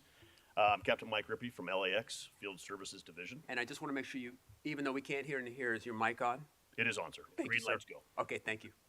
And thank you for allowing me to speak here today about LAX Field Services Division. It is the mission of the LAPD to work in partnership with Los Angeles World Airports, LAWA, airport tenants, and all other entities, both federal and local, in support of the airport security plan. The commanding officer, Operations West Bureau, is the LAPD agency executive representative for this partnership. Los Angeles International Airport is the second busiest in the nation in 2023 and the 8th busiest in the world so far in 2024. Since 2020, the passenger numbers have steadily increased. This year, LAX has seen an increase in passengers, is now averaging over 6.4 million passengers per month and a total of 57.6 million passengers through September of this year. That's a 2.65% increase in passengers from the 2023 levels. With the fall and winter holidays arriving, the volume of passengers will increase significantly. The LAPD, through a cooperative effort with Los Angeles World Airport and Airport Police Division, APD, seek to enhance airport security and protection for all that visit LAX by means of visible uniform patrols, plainclothes operations, and intensive follow-up investigations of any criminal activity, and maintaining an emphasis on counterterrorism, awareness, preparation, and response. We do this by means of providing basic patrol functions for calls for service, like any other division, we get radio calls, assistance with crowd control and labor disputes, response to suspicious package calls, missing person calls, even death calls, the employment of a crime task force to suppress and investigate any criminal activity. We respond to unforeseen emergencies throughout the airport. We conduct vehicle and pedestrian traffic control in the central terminal area, and we provide aid and support for emergency incident command posts. Field Service Division also assists ESD bomb K-9 detection teams as needed for any bomb-related call. Perhaps most critically, the full-time presence of LAPD officers and supervisors within the airport guarantee a continuity of operations in the case of a major disaster or a criminal act. And to accomplish that mission, at LAX, the LAPD deploys the following. LAX FSD, Field Services Division, has 42 staff assigned. 1 Captain 2, myself, 1 Lieutenant 2 as assistant commanding officers, 7 sergeants, 4 detectives, 28 police officers, and 1 administrative clerk. All of these positions are currently funded by the Los Angeles World Airport, except for 3 of the 4 detective positions, which we will be requesting funding for this year. The substation, as most of you know, is located near Terminal 7 in the southeast portion of the airport. and we are staffed 24 hours a day, 7 days a week, and we deploy daily for 3 patrol watches. And then on those watches, we have 1 watch commander, 1 desk officer, and field officers covering each of those watches. FSD provides uniform patrol operations encompassing the entire airport to include the central terminal area, which is the parking areas and the walkways in the center of what we call the horseshoe, aircraft operational area, the runways in the airfield, and as well as the surrounding areas in the immediate vicinity of LAX in direct support of the airport security plan. As they pertain to the prevention and deterrence of criminal activity, the duties of LAX FSD staff include the development of weekly crime missions to target areas where crime is occurring and provide uniform presence with highly visible foot patrols in those areas, such as the terminal area, parking structures, stores, luggage carousels, and ticketing areas. We also deploy bike resources when needed for better coverage and, of course, mobility through the airport. We work collaboratively with APD on not only on crime issues, but also issues concerning people experiencing homelessness in the LAX area and that are in need of their services. We attend weekly APD crime control meetings to gather information so we can deploy our officers more effectively during that week. LAX Field Services is also concerned with any possible threat or terrorist attacks. In that regard, LAX FSD watch commanders discuss any threat that we become aware of or terrorist attack threats at our roll calls. Officers are then assigned specific missions such as critical site checks and perimeter patrol to address any threat known of. Watch commanders liaison with Airport Police Division watch commanders, Emergency Services Division bomb squad and bomb detection K-9 units, and Major Crime Division personnel for intel sharing and effective communication. We also liaison with our federal partners. Just to name a few: the Federal Bureau of Investigation, the Transportation Security Administration, and of course other federal law enforcement entities at LAX. We also participate in tabletop and field exercises with APD and other partners to enhance emergency preparedness. And some of those include the tabletops, fire in terminals, suspicious devices being located or causing mass injury, and unplanned demonstrations causing traffic issues, just to name a few. And FSD's staff responds to critical incidents and participates as members of a unified command for major public safety incidents at LAX. FSD officers are also pathfinders for LAPD and other law enforcement entities that need to get on site and to handle critical incidents or investigations. Basically, we bring the resources in that don't know where they're going, and we put them on site where they need to be to handle the problem. Some examples of this: in 2023, LAX Field Services escorted LAPD juvenile detectives into a secure portion of a terminal to facilitate the arrest of a child pornographer arriving at the Los Angeles airport as that person exited the aircraft. In 2022, LAX Field Services escorted fugitive investigators into a secure terminal to arrest a murder suspect who had landed at the airport. That suspect was taken into custody without incident. And also in 2022, LAX Field Services escorted juvenile detectives into a secure terminal to locate and detain an at-risk female juvenile runaway who was trying to flee the city. She was also detained without incident. The second portion of FSD, aside from the uniform side as I just discussed, is the Joint Crime Task Force. We also call that the CTF. And this is a combination of LAPD and APD officers. The LAX Crime Task Force is under the direction of the commanding officer, LAX FSD, and is comprised of both, as I said before, LAPD and APD personnel. Their mission is for the investigation and reduction of crimes at LAX that fall under the jurisdiction of the LAPD, and specifically within RD 1494 in Pacific Division. And just some strategies employed to affect the mission by the CTF: we thoroughly investigate all reported crimes and seek prosecution of those suspects who are arrested or identified. We coordinate joint field operations with APD and other law enforcement partners assigned to LAX, concentrating on insider threats such as LAX employees and accredited contractors. We maintain communication with the TSA for all crime reduction operations at or near screening checkpoints, and we use decoy theft operations to arrest our theft suspects, such as putting out designer bags, unattended luggage, to see if we have any criminals in the area that would possibly take those, and we've been highly successful with those. We also author and serve search warrants, as well as conduct follow-up investigations to locate evidence and recover the stolen property.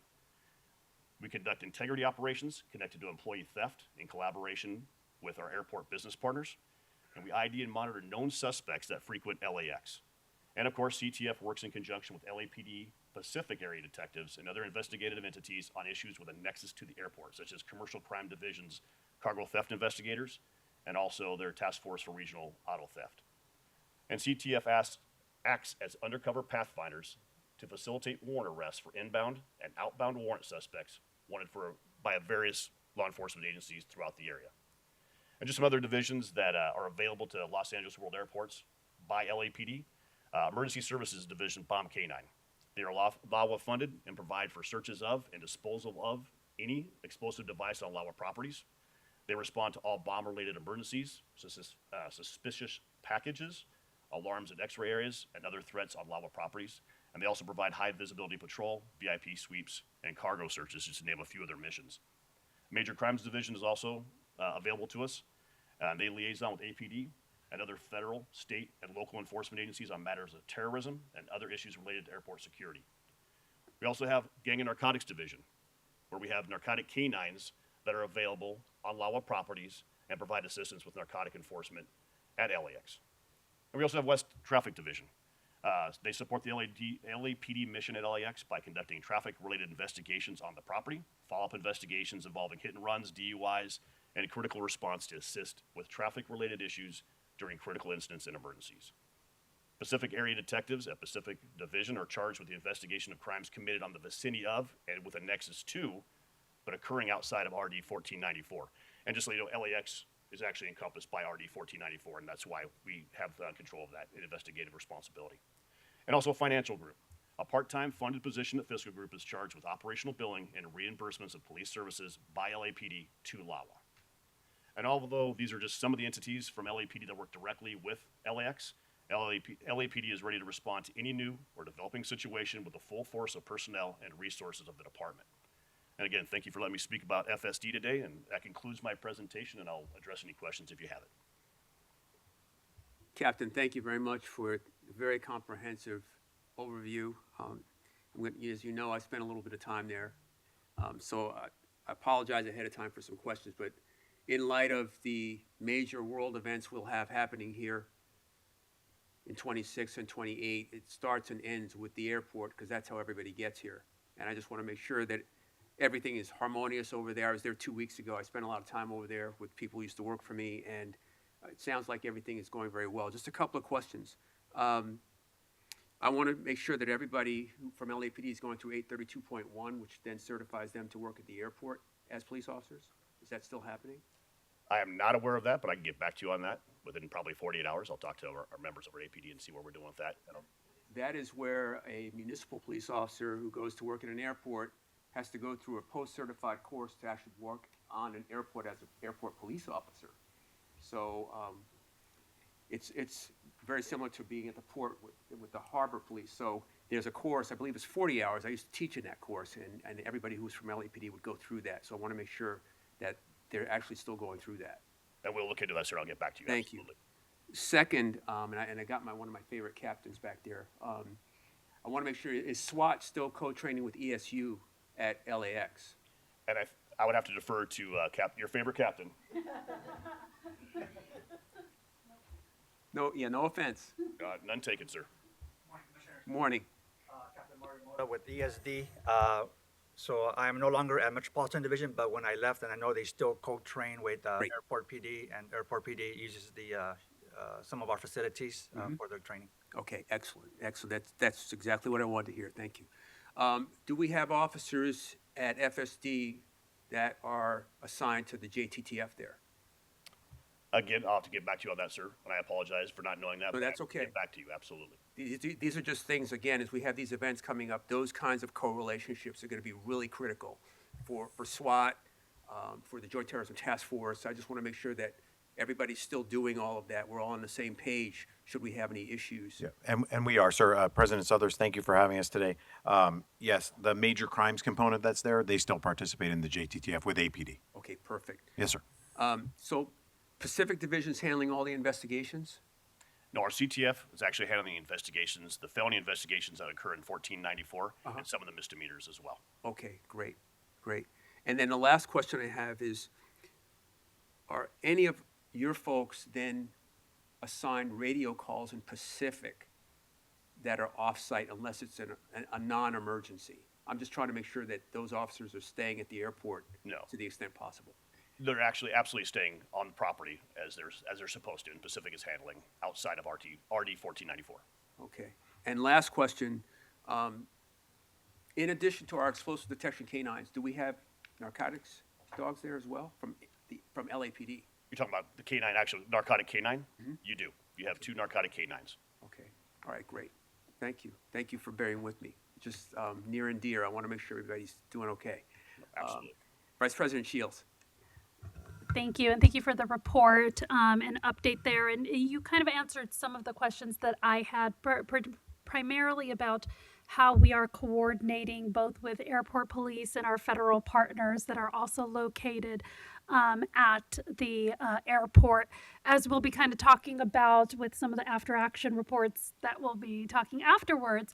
You know, how is it in terms of like when you're melding different agencies together in an operation which may have different policies, different commands, like what's the process for making sure that, you know, if an incident breaks out at the airport, there's clear lines of direction of who's in charge, what's happening, and that type of command and control situation?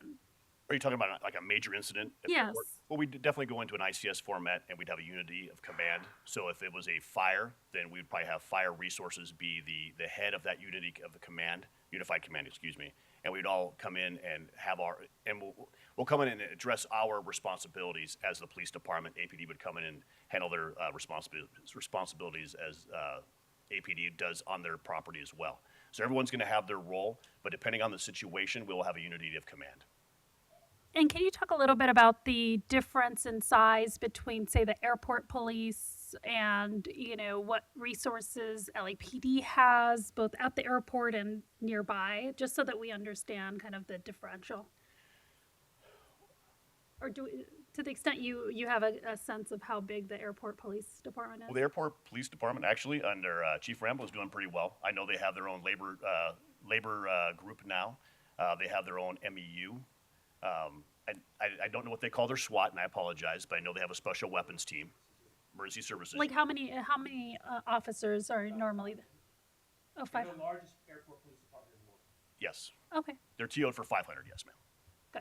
Okay, so I'm just trying to compare that to, say, like a university that may have a very small number of officers. It sounds like the airport does have a good presence. The airport police has a good presence, and the LAPD is providing some additional ancillary support. Is that Yes, fair? that'd be fair. Okay, thank you. That's all I have. Thank you. Thank you. Commissioner Garcia. You mentioned, if you can share more about this, you mentioned that you're able to author, or they're able to author their own search warrants. Can you share a little bit about that? Sure. Our crime task force is made up of LAPD investigators and also APD investigators as well. If there's an issue where we can track an individual back to their house and we know that may have some stolen items, we can actually author a search warrant and we'll get a unit to actually serve that search warrant to recover that property. So we do search warrants just like any other investigative unit anywhere in the city to recover items and to collect evidence. And that also includes, I think you mentioned luggage, not just at home, but Oh, on of course. site? If there was a, let's say, and I'll give you an example. When I worked the task force as a narcotic officer in 2017, if a narcotic canine possibly hit on a piece of luggage, and the person wouldn't give us consent to search it, then we would, depending on the totality of the circumstance, we'd write a search warrant for that piece of luggage. Thank you. Appreciate it. Thank you. Commissioner Calanche. Yes, thank you. Thank you for the report. I've had an opportunity to see where you're located, and you have a great spot with the little doggy pad on the side. So it's like a popular location. Thank you. I mean, the questions that were asked actually helped me kind of figure things out. But I had one follow-up to Commissioner Shields' question about size. So we have maybe about 42, you said 42 officers that are part of our FSD. Yes. So what would, in very simple terms, what would be RO versus airport police? Like, what would differentiate our work? Just in very simple terms, I guess. I'm trying to understand, Well, Dr. Southers can correct me if I'm wrong, but APD is in charge of overall security for the airport. Okay. They have police powers. They can make arrests. They can write citations. They do everything a police officer does. Okay. FSD does the same exact thing. We have a smaller footprint, of course, but we are in charge because since we are LAPD, we're the police department for the city. We investigate all the crimes. So we'll take the felonies and the misdemeanors. Misdemeanors generally go to Pacific Division itself, and their detectives will handle those issues. In reference to how it all works, I mean, there's a lot of little things that go on there, but we really work in a cooperative fashion. If you look at our CTF, we have 7 people assigned there, and I think APD I think they have 4 right now, but we're looking for 3 more. So we're trying to really increase the numbers there so we can increase our investigative efficiency at the airport. So it's a work in progress when it comes to that, but we really work in cooperation with APD and just augment as much as we possibly can with all the training, the tabletops, and the enforcement we have on. So a radio call at the airport, who would respond? Depending on what it is, Okay. if it's a death investigation, LAPD would respond. If it's a bomb, let's say it's a suspicious package, LAPD, ESD, Bomb K9 would respond. What to that. about like a crime in progress? APD would probably be more apt to respond. We both respond, but more likely APD would get there first. So, and they would be like for lack of a better word, like the entity that responds first to an incident, or is it like whoever gets the radio call? Just trying to figure out like what the difference is. Generally, APD would take the radio call. I'll put it that way. Okay. Okay. And then we're somewhere where we're local. Say one of our guys is, one of our people is riding along Terminal 7, and something occurs at Terminal 7, they'll respond because they're the closest law enforcement entity there. God. If I could, real quick, Cap. Another way, Commissioner, maybe to think of this in a more broad and general way is in the immediate, when something is happening, probably the public-facing law enforcement that's going to respond will be APD. A lot of the longer-term follow-up or the kind of nuanced, more specialized investigations as things move forward in the months and years sometimes following would fall more on us. Got it. Okay. That's helpful. Thank you. Okay, thank you. One more question and then a request. So on a suspicious or unattended bag before it becomes a suspicious package, and you know the difference, is the TSA still running their BDOs, their bomb detection officers program, to getting there before you get there? And I think I would defer to Captain Moda. He could probably handle that a little bit better. Okay.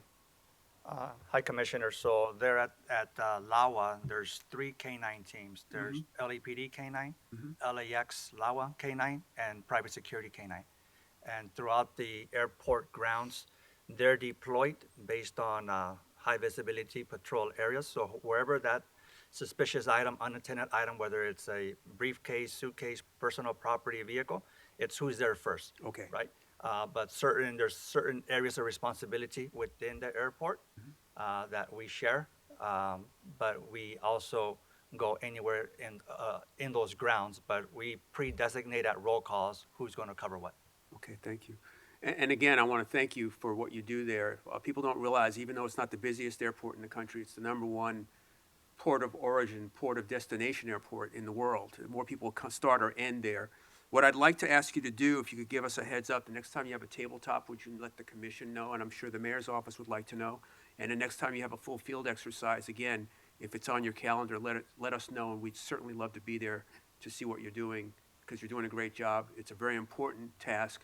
And as I mentioned, with the world events we have coming up, that piece of infrastructure is going to be very, very important as it relates to security. So thank you for what you do. I appreciate it, sir. Okay. Thank you. Okay. We'll now move on to regular agenda item 4B, which is the department's report relative to the November 5th, 2024. I'm sorry, that's today's date. Today's that report relative to the University of California, Los Angeles campus protest after action report. And we have Director Rhodes. Anyone else? No. Okay. Just me. Okay. So Thank you. Okay. I know you have all read and the report that was submitted, so I will just go over a few highlights and some background, other things that you may be curious about, and then I'll take some questions. First of all, the purpose of this report is sort of twofold. One, the City Council instructed the department to prepare a report on its responses to the protests in April and May at UCLA. It should be noted, however, that even without that, the department does after-action reports on all unusual occurrences, and so would have done one on this one as well. Therefore, although the specific request is for you to review, approve, and transmit the report, a presentation like this would have been made in any case.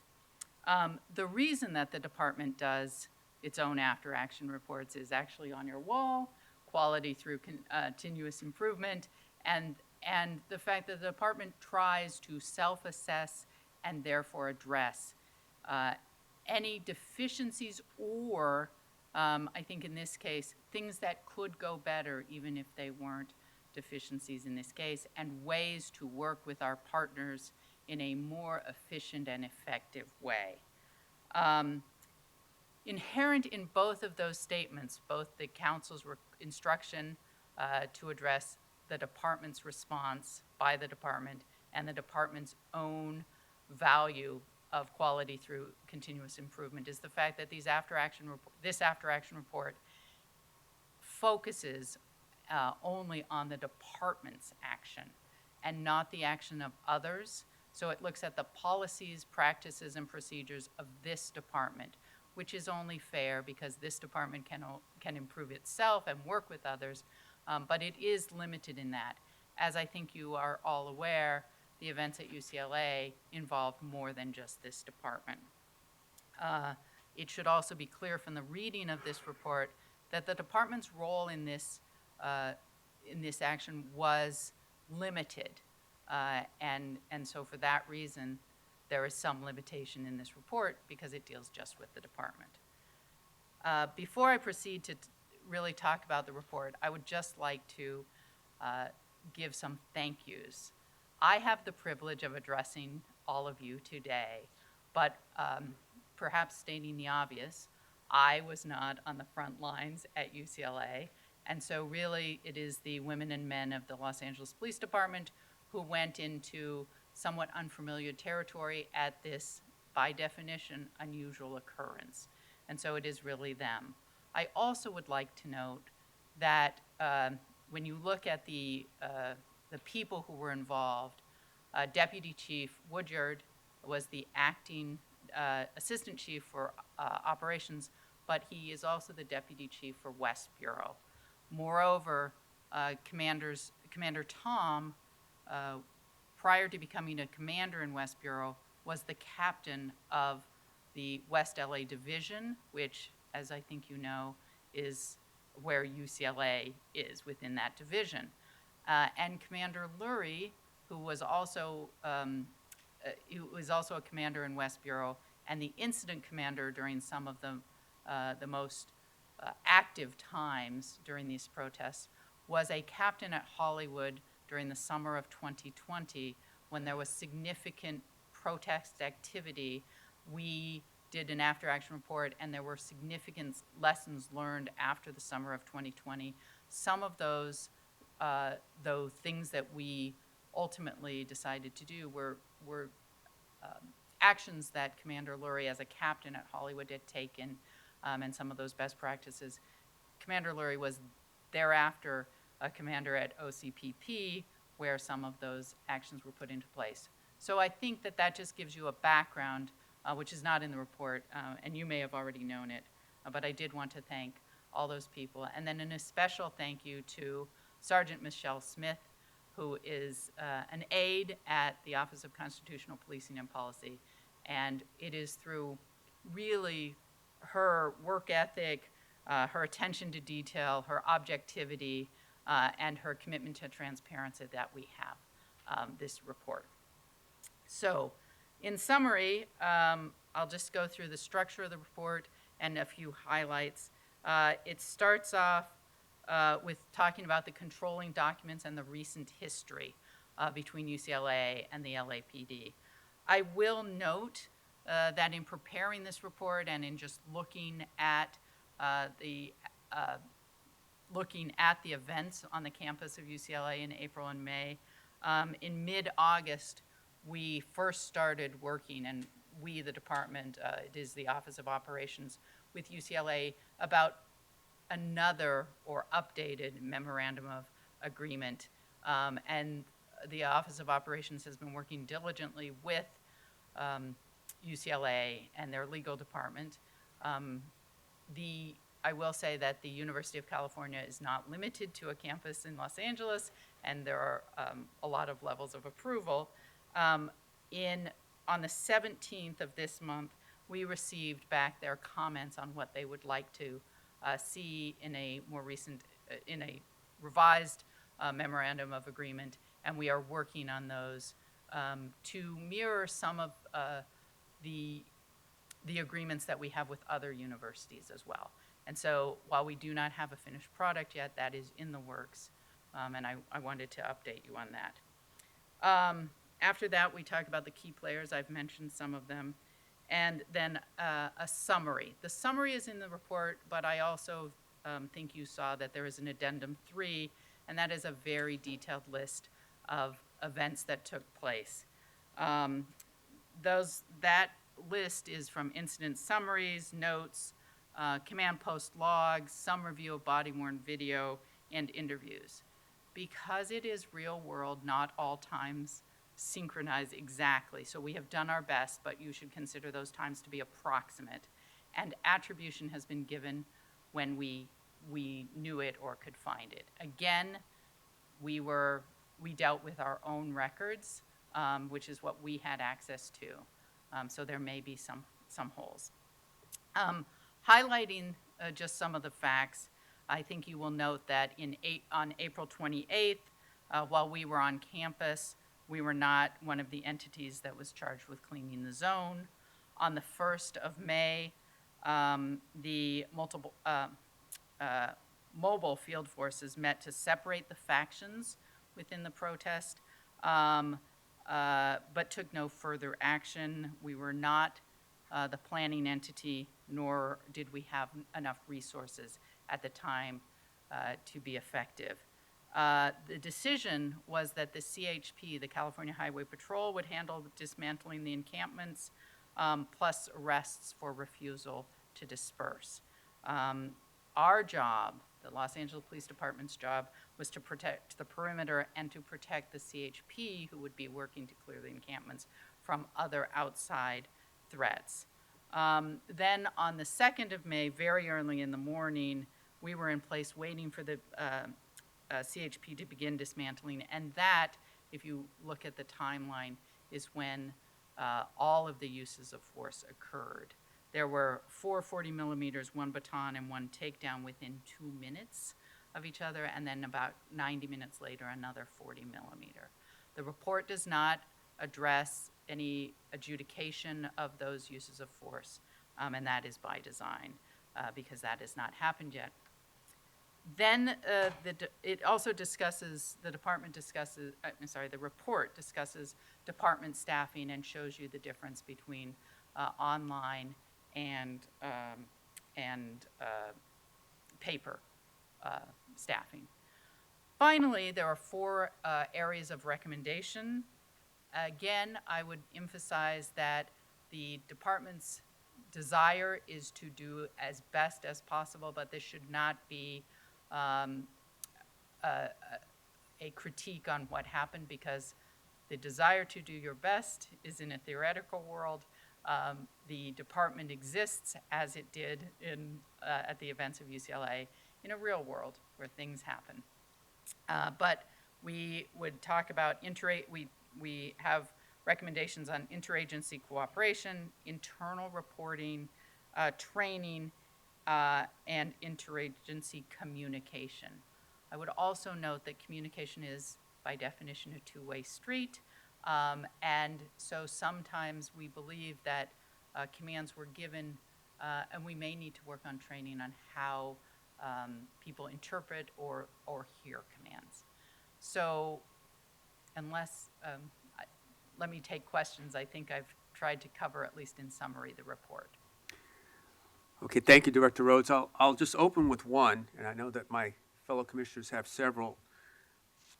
I appreciate the work that it takes to go into putting an after-action report together. I understand, obviously, this just took place in April.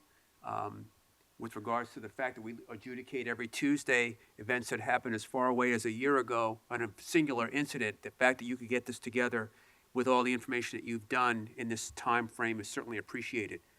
With that, you mentioned that there's an MOA that's being revised. The challenge and the question I have for you is that, are we going to wait for that MOA in order to have the cooperation and coexistence of the agencies? Because after today, we should expect more events like this.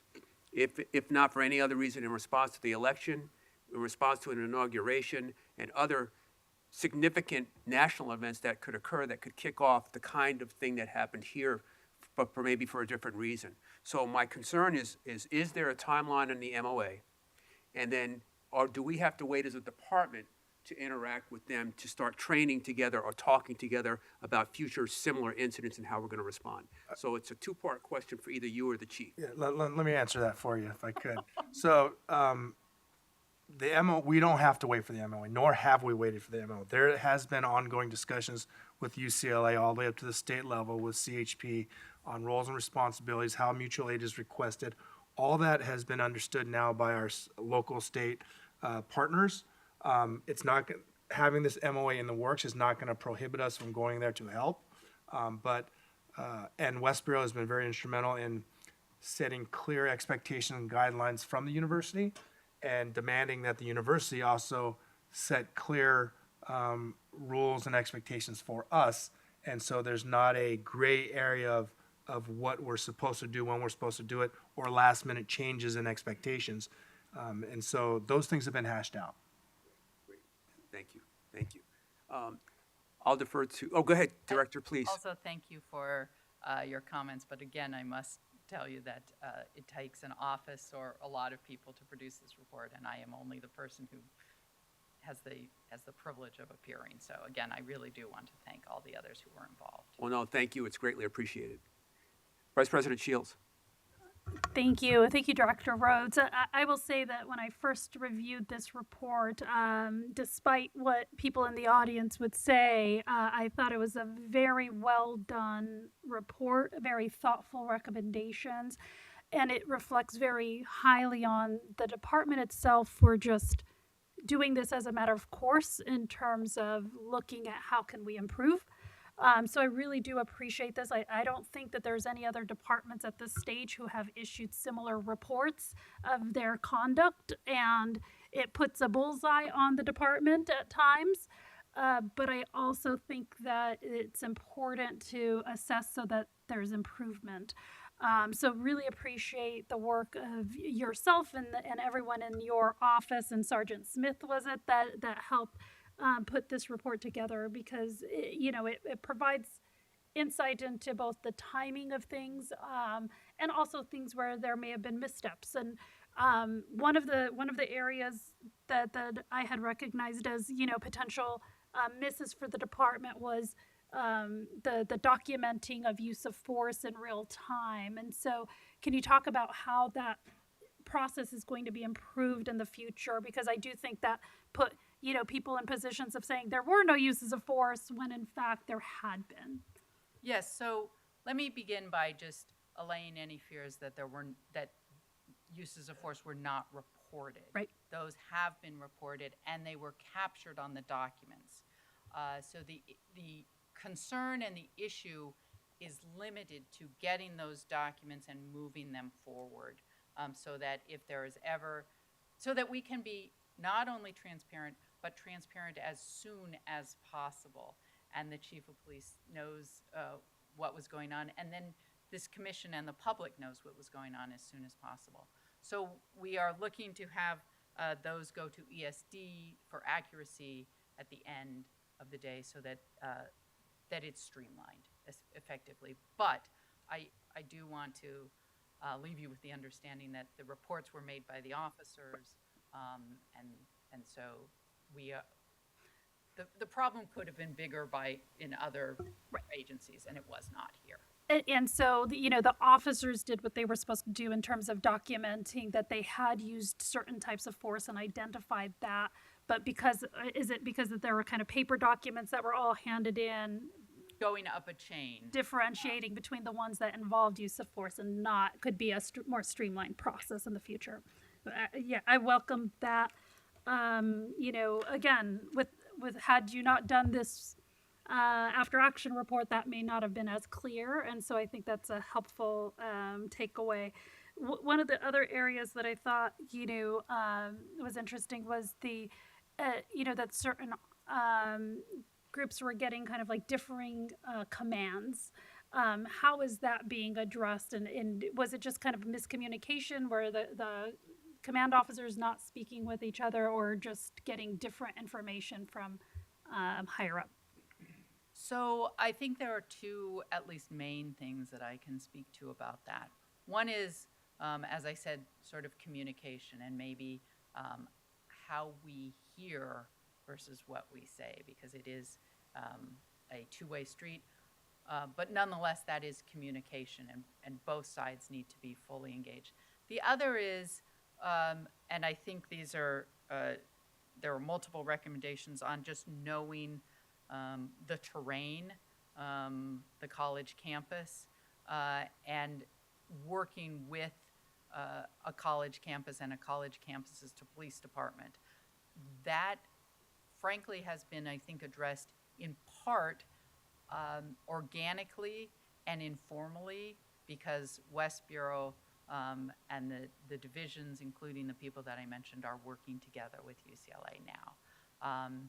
So while we are putting, as the chief mentioned, while we are putting together a formal memorandum of agreement, the work is being done. As you might understand, cop to cop often works better than lawyer to lawyer. I don't know what you're talking about. No. Understood. And I thought the report also highlighted kind of the difficulties when there's a lot of like kind of almost cooks in the kitchen to a certain extent, and I imagine this is not the only entity in which we have like a memorandum of agreement where there can be additional entities that the department has to work with. How is the department, I'd like to see the department kind of inventorying, like, here are all the memorandums of agreement that we have, and what do we have in place so that we make sure we avoid anything like this in the future, just so that we know kind of the line of commands and how all the entities will operate together, because I don't, want to see the officers that we're asking to go into an area that they're not as familiar with, and also almost being put in harm's way because of a little bit of chaotic conduct. So thank you for that question. It allows me the opportunity to actually highlight our policy analysis and development unit, which oversees memorandum of agreements but doesn't negotiate them. For instance, I indicated that the Office of Operations was working with UCLA because those are the people that are working together. But PADU has developed a database for tracking these memorandum of agreements, and being able to look at them on a more frequent basis to determine if perhaps they should be updated in a way looking at best practices. For instance, here we could look at all the memorandum of agreements that we have with colleges and universities to see if this one was as good as it could possibly be. And they are also under OCPP, and they have developed this database. And so we are working towards, I will not say it's done or perfect yet, but we are working towards it and have begun that prior to the presentation of this report. And not yesterday, quite a bit prior to the presentation of this report. Wonderful, thank you. That's all I had. Thank you. Thank you, Vice President Shields. Commissioner Kalanche. Just briefly, thank you for the report. Thank you for your staff's time that invested in making sure that we had a thorough report. And I just want to underscore the importance of the recommendations. I agree, and I'm very supportive. And I'm glad that we went through this exercise. So thank you. Thank you. Commissioner Garcia. Yeah, so thank you again for the report, appreciate it, and the recommendations. And I'm glad the first thing you said was that we're updating this memorandum of agreement because it's a few years old. But the questions I would have is, And you answered some of it, but I imagine so, and let me frame it as a question. Will it be possible to implement most of your recommendations in a new agreement? And although the other departments haven't released an after action report yet, they hopefully will. And will those recommendations be reviewed and considered in updated agreement as well? So let me try and take that, I guess, seriatim. One is some of the recommendations are about training and internal, focus internally on the department, and I don't think those will be part of a memorandum of agreement.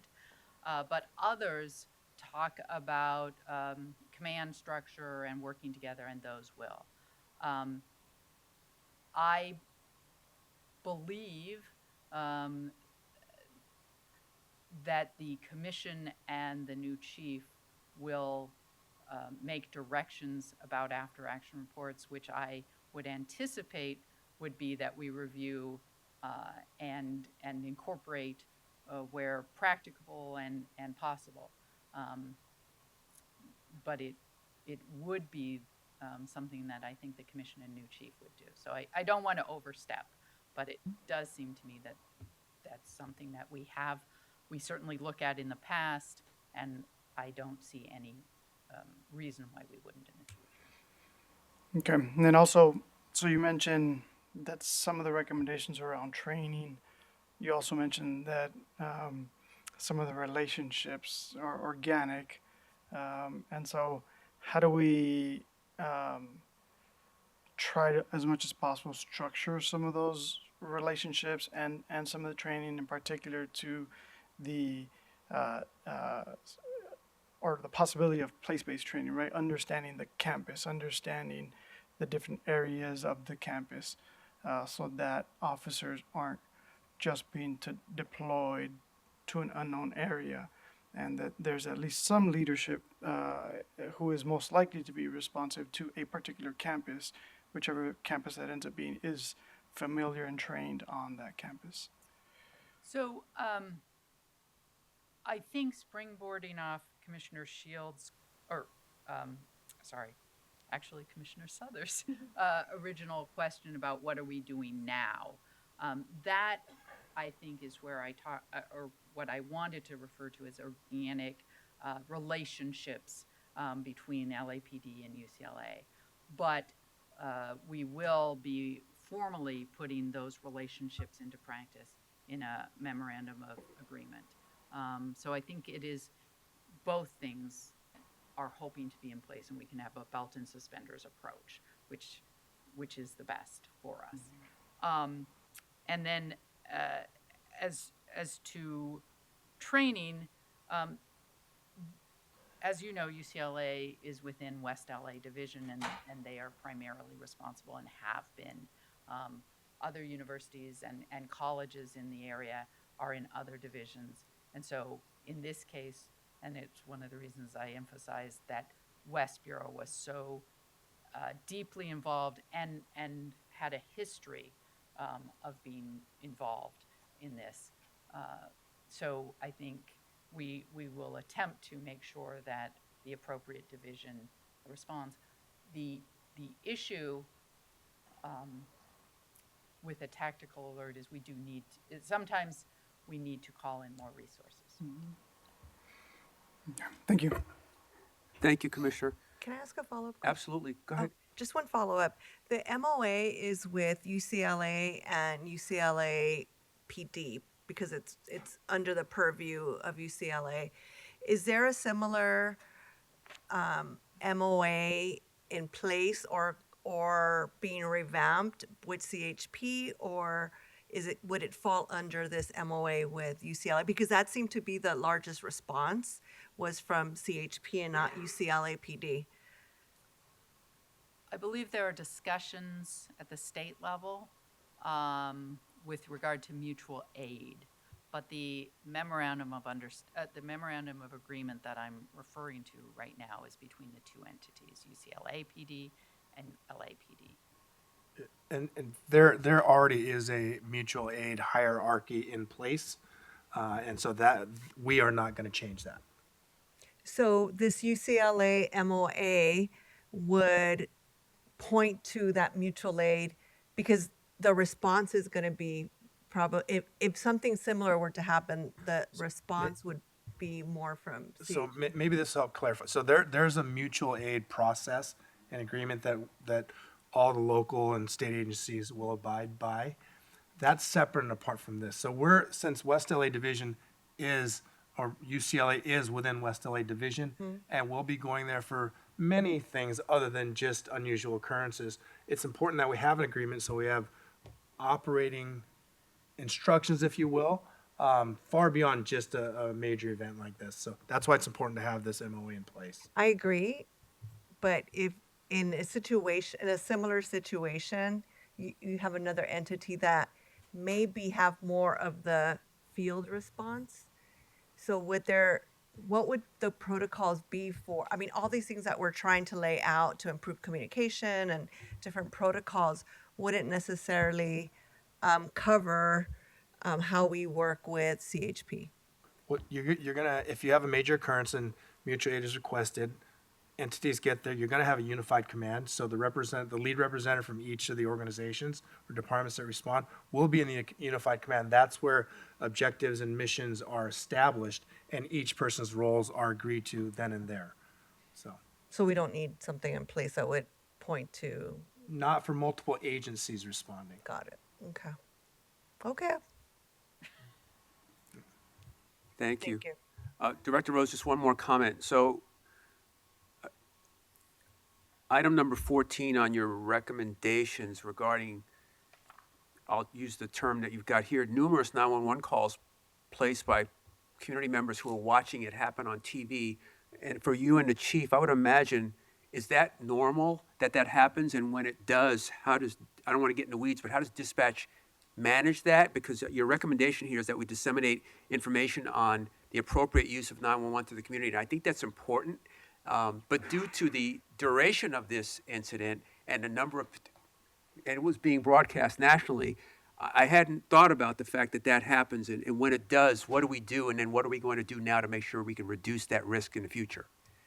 So what we found in looking at the communication logs is, and sometimes it was not clear, but sometimes it was clear someone was calling from very far away, but whose son or daughter or cousin or somebody lived in the environment near UCLA or may have been on the campus. That, for lack of a better term, flooding of the 911 lines was not particularly helpful. And so our thought was to have media relations, and we have a new public information director, try to put out maybe some public service announcements about what 911, or reminders, what 911 should be used for and why it is important. That it is very clear that you can be concerned about a loved one, but perhaps 911 is not the best way. There may be other ways that we can broadcast alerts to individuals who follow universities or entities on different social media platforms. And so those are some things that I think we'll want to talk to our media relations about, if that makes sense. Great. Thank you. If I can, and Commissioner this, Garcia, go ahead. yeah, it's probably not related to the report itself, but because you brought up the 911 and it's a recommendation here, do we have a technology for any event that's a large scale event to somewhat separate the calls? So one way could be just as soon as you call 911, there's an auto recording that says, if you're calling for this, press 1. Or if you're calling for this, we are aware and we are responsive. If you need further assistance, plus whatever. Like, do we have the technology to be able to somehow reduce the impact on 911 calls that are outside of any of the big events that would be flooding the system? I don't believe we do. That would be a pre-recorded message, and honestly, that'd be a voicemail, and we can't do that to a 911 system. We have to answer it and we have to filter it. Again, also part of this is we want a message that you should use 911 responsibly, and here are the reasons to use it, but we also don't want to own the incident. This is a UCPD lead, not an LAPD lead, so we have to be careful how we message things when it comes to that. But when somebody calls 911, we have to answer the phone, and a person will determine where that emergency or non-emergency gets directed to. So, I mean, I wish there was an easier way to filter the calls prior to, but that would delay any 911 response. Okay, thank you, everyone. And again, Director Rhodes, thank you. We really appreciate the report in terms of it being comprehensive, and again, the detail that was contained was really important. So I would move that we approve the department's report and transmit to City Council. Is there a second? I second. Moved and second. All in favor, say aye. Aye. Aye. Motion carries. Thank you again. Thank you. We'll now move on to agenda item 4D, department's report relative to reporting crowd control uses of force involving kinetic energy projectiles or chemical agents. And Good morning again. Okay. Commissioners and everyone. Now, good afternoon. Okay. Yes, you are correct. Good afternoon. All right. So this is Assembly Bill 48, which became effective at the beginning of 2022, required the department to post information on its publicly available website about 40 millimeter, 37 millimeter, and OC spray, which are kinetic energy or chemical agents used. The department on December 12th of 2021, actually, and with the police commission at that time's approval, issued a notice delineating the procedures the department would use, which were in accordance with that assembly bill. And included in that notice was the requirement that the department post when projectiles or chemical agents were used, and include information set forth in the special order and in the law, which would be the description of the type of assembly, the type of projectiles or chemical agents used, the number of rounds or the quantity of the chemical agents, documents of injuries, and justification. While the department's policy and notice was clear as to what should be done, it was not clear as to who should actually do it. This policy rectifies that situation, and the policy in the form clarifies that CRRD will compile the information and that MRD will post it. So while this is new, the majority of the work is being done and has been part of a policy, but the exact individuals who would be in charge of the compilation and posting are now clear, and there's a form for that. I'll open it up for questions or comments. Vice President Shields? Thank you. I think you answered my question. I was going to ask, like, we're in 2024. Why are we hearing about a bill from 2022? But from what you've just said, and I think the report indicates that basically the department got ahead of the bill in December of 2021, essentially, of like, this is what the bill is going to require. Well, sorry, it was the last meeting before the law went into effect. So we try to get it in front of the commission before it goes into effect just a few days later. Right. And we did that, and we indicated that we would need to post this information and that it should be posted and what information should be posted. But we neglected to give specific instruction as to who would be in charge of that. Got it. So the department, so I'm just trying to think for the future, the department did try to implement a policy kind of update based on the new bill before the new bill became effective. And now you're just kind of filling in the gap of the policy says this, but here's how to actually implement the policy. Yes, and I think candidly, in the spirit of an after-action report, this is a good lesson to when reviewing policy to not only discuss what needs to be done, but be very specific as to who needs to do it. It's a very big department. We have a lot of specialization. We have a lot of things going on.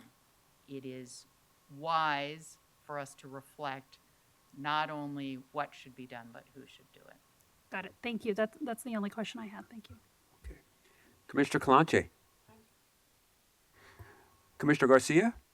And the who on the reporting, I imagine it's pretty self-explanatory in terms of the reporting in the form, or is there extensive training and a timeline for that? I think it is pretty self-explanatory, both looking at the policy and the form. Yeah, okay, thank you. Thank you. And with that, I would move that we approve the department's report. Is there a second? I second. Moved and seconded. All in favor, say aye. Aye. Aye. Motion carries. Thank you very much. We'll now move on to item 4E. You're still here? Okay. The department's report relative to reporting incidents involving anti-reproductive rights crimes and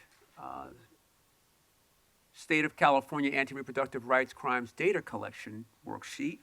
So, Director Rhodes. Good afternoon. It is my pleasure and I guess to your chagrin that I am fully here today.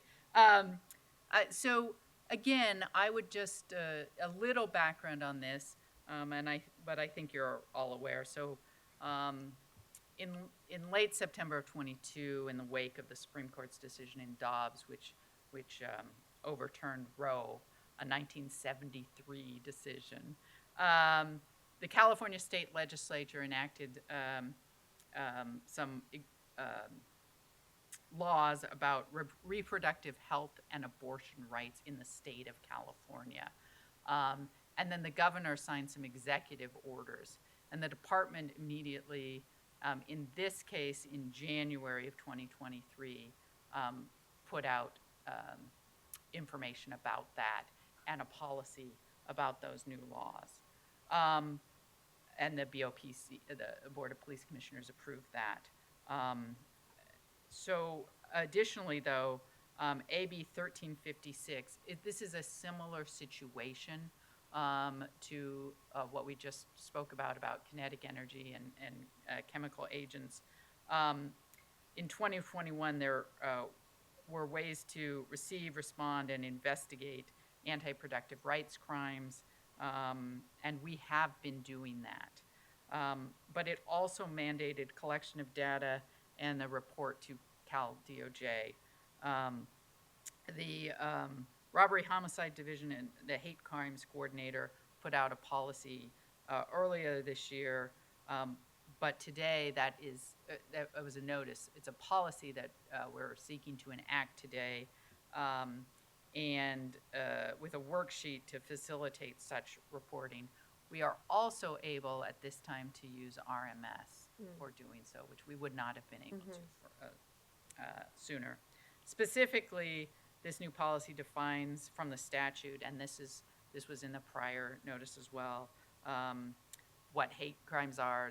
They define all of these terms. There are examples of anti-reproductive rights, which is also in the prior hate crimes notice. But newly, this sets forth responsibilities for officers and supervisors to make the reporting, and it sets forth anti-reproduction rights crimes coordinator duties at each division level. I will note that in 2020, I spoke to, my office spoke to ComStat today, and in 2024, we have no verified reporting that we would have to do in the city of Los Angeles. Thank you, Director. The only question I have is, how has this special order been communicated to the appropriate department personnel? So this special order will be communicated once it is Right. adopted. Previously, the notice was put out on the DOC, the notice that was done, sorry, just 1 second, which was a chief of police notice. Okay. And any questions were to go to the hate crimes coordinator of RHD. Okay. So I think this, we can do a further communication once it is actually within the manual. Okay. I just think it's very important, much like the hate crimes and hate incidents that we're taking reports on, it's important that everybody understands what it is, when it happens, and what we can do about it. So that's important. I could, at your request, perhaps talk to our training division about putting together a Volt video. We can just put that on LMS and put it on the roll call calendar. So there's ways to get it out to everybody and so they can Thank you. sign for it. Okay, thank you. Vice President Shields.